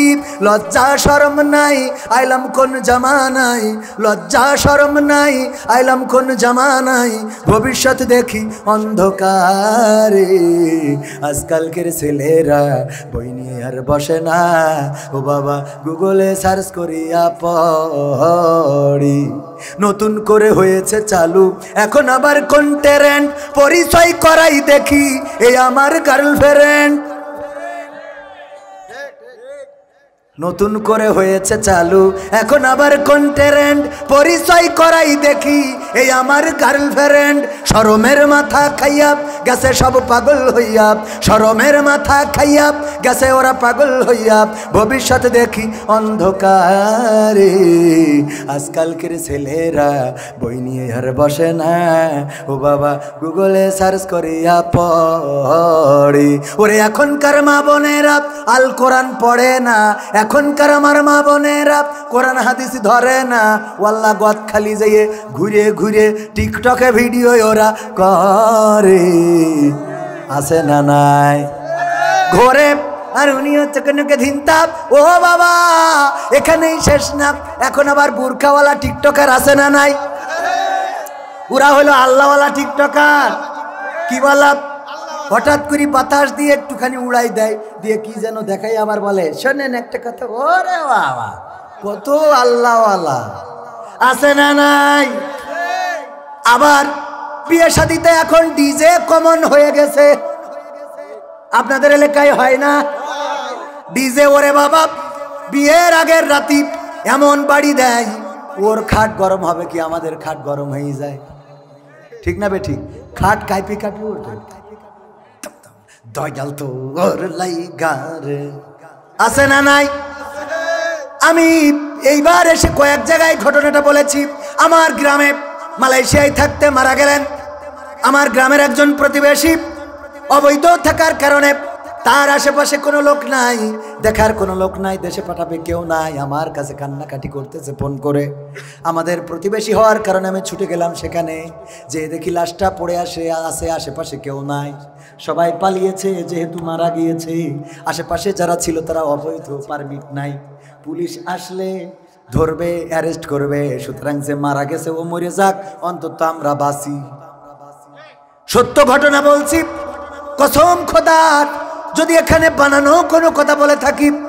আমি যাওয়ার পরে ওই লোকটারে দেখে হাহাকার করে উঠলো বুকটা, যে এই মানুষটা মারা গেছে তার পাশে এই বিদেশে কাদার মতো কোনো মানুষ নাই, সবাই যার যার চিন্তায় পালিয়ে গিয়েছে। মানুষটা খাটের উপরে পড়ে আছে। আমি ফোন করলাম পুলিশের কাছে, পুলিশ আসলো। আমি বললাম আমার চাচা হন। তোর চাচা? আপন চাচা? হ্যাঁ কাছাকাছি। বললাম কাছাকাছি প্রতিবেশী। বলল দায়িত্ব কি নিলি? বললাম নিলাম। লাশটা নিয়ে গেলাম হাসপাতালে, সেখানে ডিপ ফ্রিজে করা হলো, পুলিশের কাছে রিপোর্ট করা হলো, তারপরে তার ট্রাভেল পাস করা হলো, লাশটা বাংলাদেশে পাঠিয়ে দিলাম। কালের পরিক্রমায় তার সন্তান বড় হয়েছে, সন্তান গিয়েছে মালয়েশিয়ায়, এই তো মাত্র 15-20 দিন আগে ছুটিতে এসেছে। আসার পরে পাত্রী দেখে রেখেছে আগে থেকে হয়তো বিয়ে শাদীর অনুষ্ঠান, সেই বিয়েতে আমারও দাওয়াত। কিন্তু বিয়ের আগের দিন থেকে কুপাকুপি শুরু হয়েছে। খাটে শুয়ে আমার পালঙ্ক কেঁপে ওঠে, জানালা দিয়ে দেখা যায় প্রায় বাড়িটা। আমি মনে মনে চিন্তা করলাম, আহারে সন্তান, এমন সন্তান তুমি, তোমার বাবা মারা গিয়েছে বিদেশে, বাড়িতে এসেছিল লাশ, ওদিন কত হাহাকার, কত কান্না, কত চিৎকার। প্রবাস থেকে লাশ আসলে ওই বাড়িতে কান্নাকাটি আছে না নাই? আল্লাহ তোমারে হায়াত দিয়েছে, তোমারেও আবার মালয়েশিয়ায় নিয়েছে, সেখান থেকে তোমারে সুস্থভাবে টাকা উপার্জন করে বাংলাদেশে নিয়ে এসেছে। আল্লাহর শুকরিয়া আদায় করার দরকার ছিল না? ছিল না? বরং ওই দিন কান্নার দরকার ছিল, বাবা আজকে যদি তুমি থাকতে তুমি বড্ড খুশি হয়ে যেতে, কিন্তু না, ডিজে ভাড়া করে গান বাজাচ্ছে বন্ধু, লাগাইয়া জ্বালাইয়া গেলা মনের আগুন নিভাইয়া গেলা না।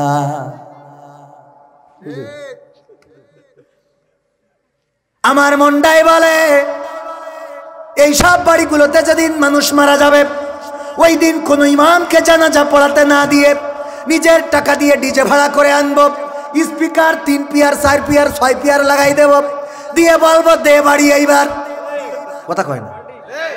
ইমাম যেখানে দাঁড়াবে বলবো সবাই দাঁড়াও, ইমামের সামনে থাকবে ওই স্পিকার, ওই স্পিকারে গান বাজবে, জ্বালাইয়া গেলা মনের আগুন নিভাইয়া গেলা না।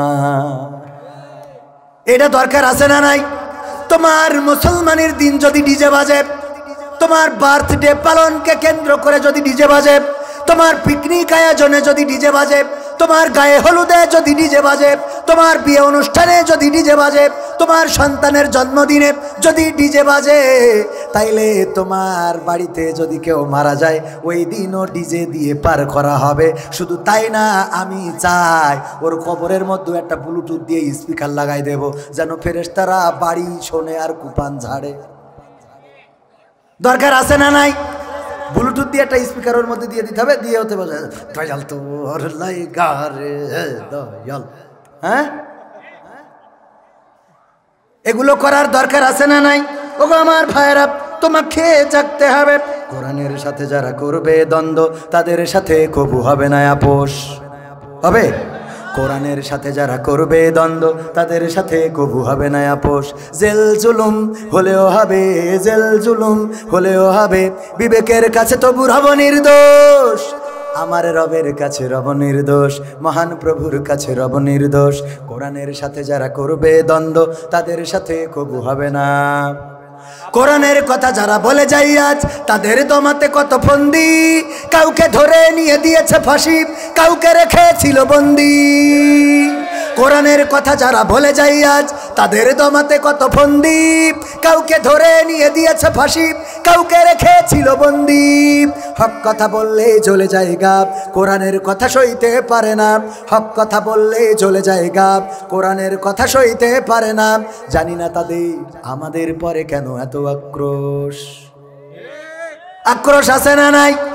জেল জুলুম হলেও হবে, জেল জুলুম হলেও হবে, বিবেকের কাছে তবু রব নির্দোষ। আমার রবের কাছে রব নির্দোষ, মহান প্রভুর কাছে রব নির্দোষ। কোরআনের সাথে যারা করবে দ্বন্দ্ব, তাদের সাথে কবু হবে না। কোরআনের কথা আজ বলতে গেলে আসছে বাধা কত ভাবে, কোরআন প্রেমিকেরা হাতে রেখে হাত সামনে এগিয়ে যাবে। দিনের কথা আজ বলতে গেলে আসছে বাধা কত ভাবে, কোরআন প্রেমিকেরা হাতে রেখে হাত সামনে এগিয়ে যাবে। হক কথা বলতে করি না কো ভয়, জীবনের বিনিময়ে আনবো বিজয়। হক কথা বলতে করি না কো ভয়, জীবনের বিনিময়ে আনবো বিজয়। বুকে আছে শক্তি, অন্তরে আছে সাহস। সাহস কি আছে? আছে। জেল জুলুম হলেও হবে, জেল জুলুম হলেও হবে, বিবেকের কাছে তবু রব নির্দোষ। আমার রবের কাছে রব নির্দোষ, মহান প্রভুর কাছে রব নির্দোষ। কোরআনের সাথে যারা করবে দ্বন্দ্ব, তাদের সাথে কবু হবে না। আপোষ কি করা যাবে? আমি মাঝে মাঝে আমার আলোচনায় বলে থাকি, অনেকেই মনে করেন হুজুর এসেছে মনে হয় জামাতের হুজুর, হুজুর এসেছেন মনে হয় চরমনায়ের হুজুর, হুজুর এসেছেন মনে হয় হেফাজতের হুজুর, হুজুর এসেছেন মনে হয় বিভিন্ন দলের হুজুর। আমি বলি না ভাই, আমরা জামাত, চরমনায়, হেফাজত, আওয়ামী লীগ, বিএনপি নয়, আমরা আল্লাহর দলের লোক। কার দলের লোক বলেন? কার দলের লোক? আল্লাহর দলের লোক। কেন বলি? আজকে এখানে বাংলার জমিনে যদি আমার বিএনপির নেতারা বলেন আর মানব রচিত আইন চলবে না, বাংলার জমিনে আইন চলবে কার? আল্লাহর আইন চলবে। আমার বিএনপির ভাইয়েরা যদি বলেন আল্লাহর আইন দিয়ে দেশ চলবে, তাইলে সেই বিএনপি করলে আমাদের কোনো অসুবিধা আছে নাকি? যদি আওয়ামী লীগেরা বলে আমরা আবার দেশে ফিরব, আমাদের ফিরতে দাও, আমরা দেশে ফিরে আর ডক্টর কামালের সংবিধান ৭২-এর সংবিধান নয়, আমরা আল্লাহর দেওয়ার সংবিধান তোতাল কুরআন দিয়ে রাষ্ট্র চালাবো, তাইলে আওয়ামী লীগের সাথে কি আমাদের দ্বন্দ্ব হবে? হবে? কিন্তু যদি জামাতে ইসলাম বলে যে আমরা ক্ষমতায় যে কার্ল মার্কসের নীতি এই দেশে প্রতিষ্ঠিত করব, তাইলে ওই জামাতের পিছনে কি যাওয়া যাবে? ডাক্তার শফিকুর রহমান যদি দাড়ি টুপির বিরুদ্ধে চলে যায়, তাইলে কি ডাক্তার শফিকুরের পিছনে স্লোগান দেওয়া যাবে? যদি এই সমাজে আপনার এলাকায় যারা প্রার্থী আছে ইসলামের নামে যদি অন ইসলামিক কাজ করে, তাদের পিছনে কি ইক্তেদা করা যাবে? না, যাবে না। তার মানে আমাদের কথা হলো কোরআনের পক্ষে যেই লোক সে যে হয় হোক, আমরা তার পক্ষের লোক। ঠিক না বেঠে? কোরআনের পক্ষে যারা তাদের পক্ষে আমরা, কোরআন নিয়ে চলে যারা তাদের সাথে চলি আমরা। এই জন্য সিদ্ধান্ত নিতে হবে, তোমাকে জাগতে হবে, তোমাকে থাকতে হবে, এ সমাজ ভাঙতে হবে, নতুন সমাজ আনতে হবে, তোমাকে জাগতে হবে। কত দুঃখী রাত্রি কাটায় অনাহারে পথের পরে, এখনো আসেনি সুখ বাংলার প্রতি ঘরে ঘরে। এসেছে কি? শোনাবো শোনাবো এটা শোনাবো, এটা শোনাই মোনাজাত করি। কষ্ট হবে বাবা? হ্যাঁ, প্রবাসী বিদেশি আরো তো কত এখনো আমার যুবকদের জন্য এটা রেস।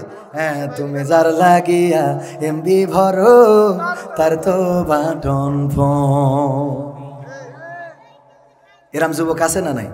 পাবনায় গেলাম, একজন যুবক প্রশ্ন দিয়েছে, হুজুর আমি একটা মেয়ের সাথে প্রেম করেছি, প্রেম করার পরে ওই মেয়েটারে আমি ইসলামী বই পড়ালাম, কোরআন পড়ালাম, হাদিস পড়ালাম, পড়ানোর পরে আমি তারে নামাজি বানালাম, রোজাদার বানালাম, পর্দানশীলা বানালাম। এখন ওই মেয়ে আমার সাথে প্রেম করতে চায় না, ও গুনাহ কি হবে ওর? মানে ও কয় নম্বর গুনাহ পাবে, অথবা কয় নম্বর জাহান্নাম, এরকম আর কি প্রশ্ন দিয়েছে যে ওর শাস্তি কি হবে? সহ্য না করে পারা যায়? আমি বললাম বাবা, খাল কেটে কুমির তো তুমিই ডেকে নিয়ে এসেছো, খাল কেটে কুমির তুমিই ডেকে নিয়ে এসেছো, কারণ তুমি যার সাথে লাইন মেরেছো তারে যখন কোরআন পড়িয়েছো, ওই কোরআনের মধ্যে পড়েছে ওয়া করনা ফি বুয়ুতিকুন্না ওয়ালা তাবাররুজনা তাবাররুজাল জাহিলিয়াতিল উলা। ওগো নারীরা পর্দার মধ্যে থাকো, জাহেলি যুগের মেয়েদের মতো সাজুগুজু করে নিজেদেরকে প্রদর্শন করে বেড়ায়ও না। এই আয়াত পড়ার পরে তোমার ওই প্রেমিকা কেমন করে তোমারে আর চেহারা দেখাবে? কথা কয় না? এরপরে তুমি ইসলামী বই পড়াইছাও, ফাতেমার জীবনী, আয়েশা রাদিয়াল্লাহু তাআলা আনহার জীবনী, খাদিজা রাদিয়াল্লাহু তাআলা আনহার জীবনী, এইগুলো যখন পড়াইছাও, ফাতেমা রাদিয়াল্লাহু তাআলা আনহা এমন পর্দানশীল ছিলেন, মৃত্যুর সময় আলী রাদিয়াল্লাহু তাআলা আনহুকে ডেকে বললেন, ওগো আলী তুমি আমার স্বামী, তোমার কাছে একটু অনুরোধ করি শোনো, আমার এই মৃত্যুর সময় আমি তোমার কাছে ওসিয়ত করে যাচ্ছি, আমি মারা যাওয়ার পরে দিনের আলোতে আমার জানাজা দিবা না, দিনের আলোতে আমার জানাজা দিবা না, রাতের অন্ধকারে আমার জানাজাটা দিবা। 2 নম্বর ওসিয়ত, আমার জানাজায় বেশি লোক ডাকবা না, অল্প লোক, ফরজে কিফায়ার নামাজ অল্প কয়েকজন পড়লে সবার আদায় হয়ে যায়, সুতরাং বেশি লোক ডাকবা না, অল্প লোক ডেকে জানাজাটা পড়বা। 3 নম্বর অনুরোধ হলো, আমাকে কবর দেওয়ার পরে, রাতের অন্ধকারে কবর দেওয়ার পরে আমার কবরটা নিশ্চিহ্ন করে দিবা, যেন পৃথিবীর মানুষ পরের দিন সকালে আমার কবরটা দেখেও না চিনতে পারে যে এখানে একটা কবর আছে। আলী রাদিয়াল্লাহু তাআলা আনহু বললেন, ও আমার বেগম এমন অনুরোধ কেন করলে? ফাতেমা রাদিয়াল্লাহু তাআলা আনহা বললেন, ওগো আলী, আমি দুনিয়ার পরে এমন পর্দা করেছি, আমাকে কেউ কোনোদিন দেখে নাই। আমি কেমন মোটা, কেমন চিকন, আমি কতটুকু উঁচু, কতটুকু লম্বা, কতটুকু খাটো, কতটুকু ভাইটা, এইটা পৃথিবীর কোনো মানুষ দেখে নাই। দিনের বেলায় যদি আমার জানাজাটা, আমার কাফন পরায়ে যদি আমার জানাজাটা দিনের বেলায় মানুষের সামনে আমার কফিনটা রেখে জানাজাটা পড়াও, এই মদিনাবাসী অনেকেই জেনে যাবে নবীর কন্যা ফাতেমা কেমন মোটা ছিলেন, কেমন চিকন ছিলেন, কেমন উঁচা ছিলেন, কেমন খাটো ছিলেন। আমি চাই না আমি মৃত্যুর পরে আমার এই বিষয়গুলো পৃথিবীর কোনো মানুষ জেনে যায়। আল্লাহু আকবার বলবেন না? 2 নম্বর, অল্প লোক ডাকতে বললাম এই জন্যে, বেশি লোক সমাগম করলে এটা অন্য কোনো আশঙ্কার কারণ হয়ে যেতে পারে। ওগো আমার স্বামী, অল্প লোক নিয়ে জানাজাটা পড়বা। বেশি লোক হইলে কোনো লোক আমার কফিন দেখে ফেলতে পারে, আমার লাশ দেখে ফেলতে পারে, এই জন্য অল্প লোকে জানাজা সারবা। আর 3 নম্বর, কবরটা নিশ্চিহ্ন করে দিতে বললাম এই জন্যে, যেন দুনিয়ার মানুষ কবরের আকারটা দেখেও না বোঝে আল্লাহর নবীর কন্যা সম্ভবত এতটুকু উঁচা না, এতটুকু লম্বা ছিলেন। পর্দা চিন্তা করা যায়? আর এখনকার মেয়েরা চিন্তা করে কি করলি দেখানো যাবে, ব্লাউজ পরে এইখানে আবার ফুটো আছে না নাই, এই পিঠিতে কাটা একটা দড়ি বেঁধে থই সামনে উপরে আছে না। ও বাবা, বাইকের পিছনে চড়ে যায়, আমি গাড়ি চালাই, পিছনতে দেখি, ও বাবা জাত গেল বলো এখন আজব কারখানা, জাত গেল বলো। আছে না নাই? পর্দা করতে হবে। আমি ওই যুবককে বললাম, ফাতেমা রাদিয়াল্লাহু তাআলা আনহার তার জীবনে পর্দা কেমন করে মেইনটেইন করেছে, এইগুলো যখন পড়েছে, ওই মেয়ে কি আর বেপর্দা হবে? আয়েশার জীবন পড়িয়েছ, খাদিজা রাদিয়াল্লাহু তাআলা আনহার জীবন পড়িয়েছ, সুতরাং ওই মেয়ে পর্দা করা শিখে গেছে, নামাজ পড়া শিখে গেছে। তোমার সাথে আর প্রেম করবে না। এখন তোমার দায়িত্ব হলো যাই হোক করে যারে তুমি এতদিন ধরে চকি দিছাও, ওইটা তাড়াতাড়ি ঘরে নিয়ে এসো। কথা কয় না? ওইটা তাড়াতাড়ি ঘরে নিয়ে এসো। এত গবেষণা করার দরকার নেই, বাড়িতে যাও, প্রস্তাব দাও। অনেক জায়গায় গেলে যুবকরা সিরকুট দেয়, হুজুর আমার আব্বা সামনে আছে, একটু নসিহত করবেন আমাদের যেন বিয়ে দেয়, কারণ শীতকাল এসে গেছে আর ভাল লাগে না। সত্য বলছি, তবে শীতকাল এসে গেছে ভাল লাগে না এটা বলিনি, এটা বলেছে যে হুজুর আব্বা সামনে বসা আছে, আমিও আছি, একটু বলবেন যেন আমাদের বিয়ে দেয়। নাম লিখেও দেয়। যুবকদের বিয়ের বয়স হইলে বিয়ের দরকার আছে না নাই? বিয়ের বয়স হয়ে যাবে, বিয়ে দিবেন।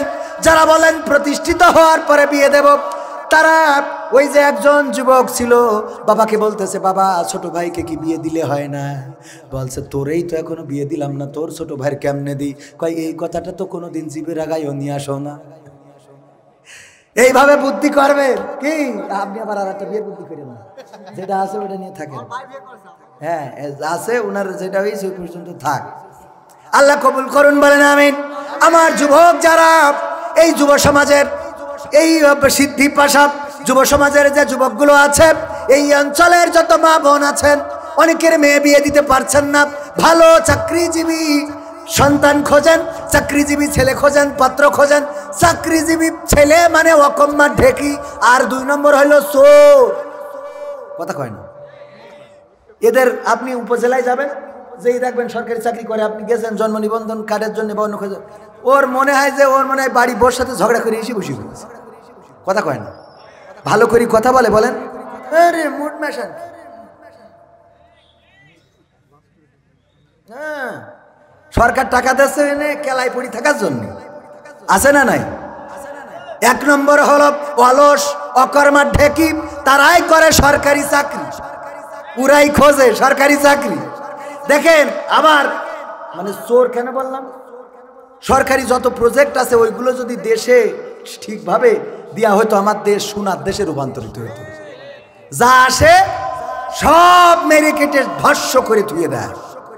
সত্য বলছি না মিথ্যা বলছি? আবার এর বেতনেও পোষায় না। একজন বেসরকারি চাকরি করে 5,000 টাকা বেতন পায়, তাতে সংসার চলে। আর একজন সরকারি চাকরি করে ওর নাকি চলে না, 20 বছর ধরে নাকি দেশি মোরগ খায়নি। 20 বছর ধরে দেশি মোরগ খাইনি, আর একটা নাকি পাঙ্গাস মাছ, ইলিশ মাছ বলি ছেলের খাওয়া। কয়তলা বাড়ি?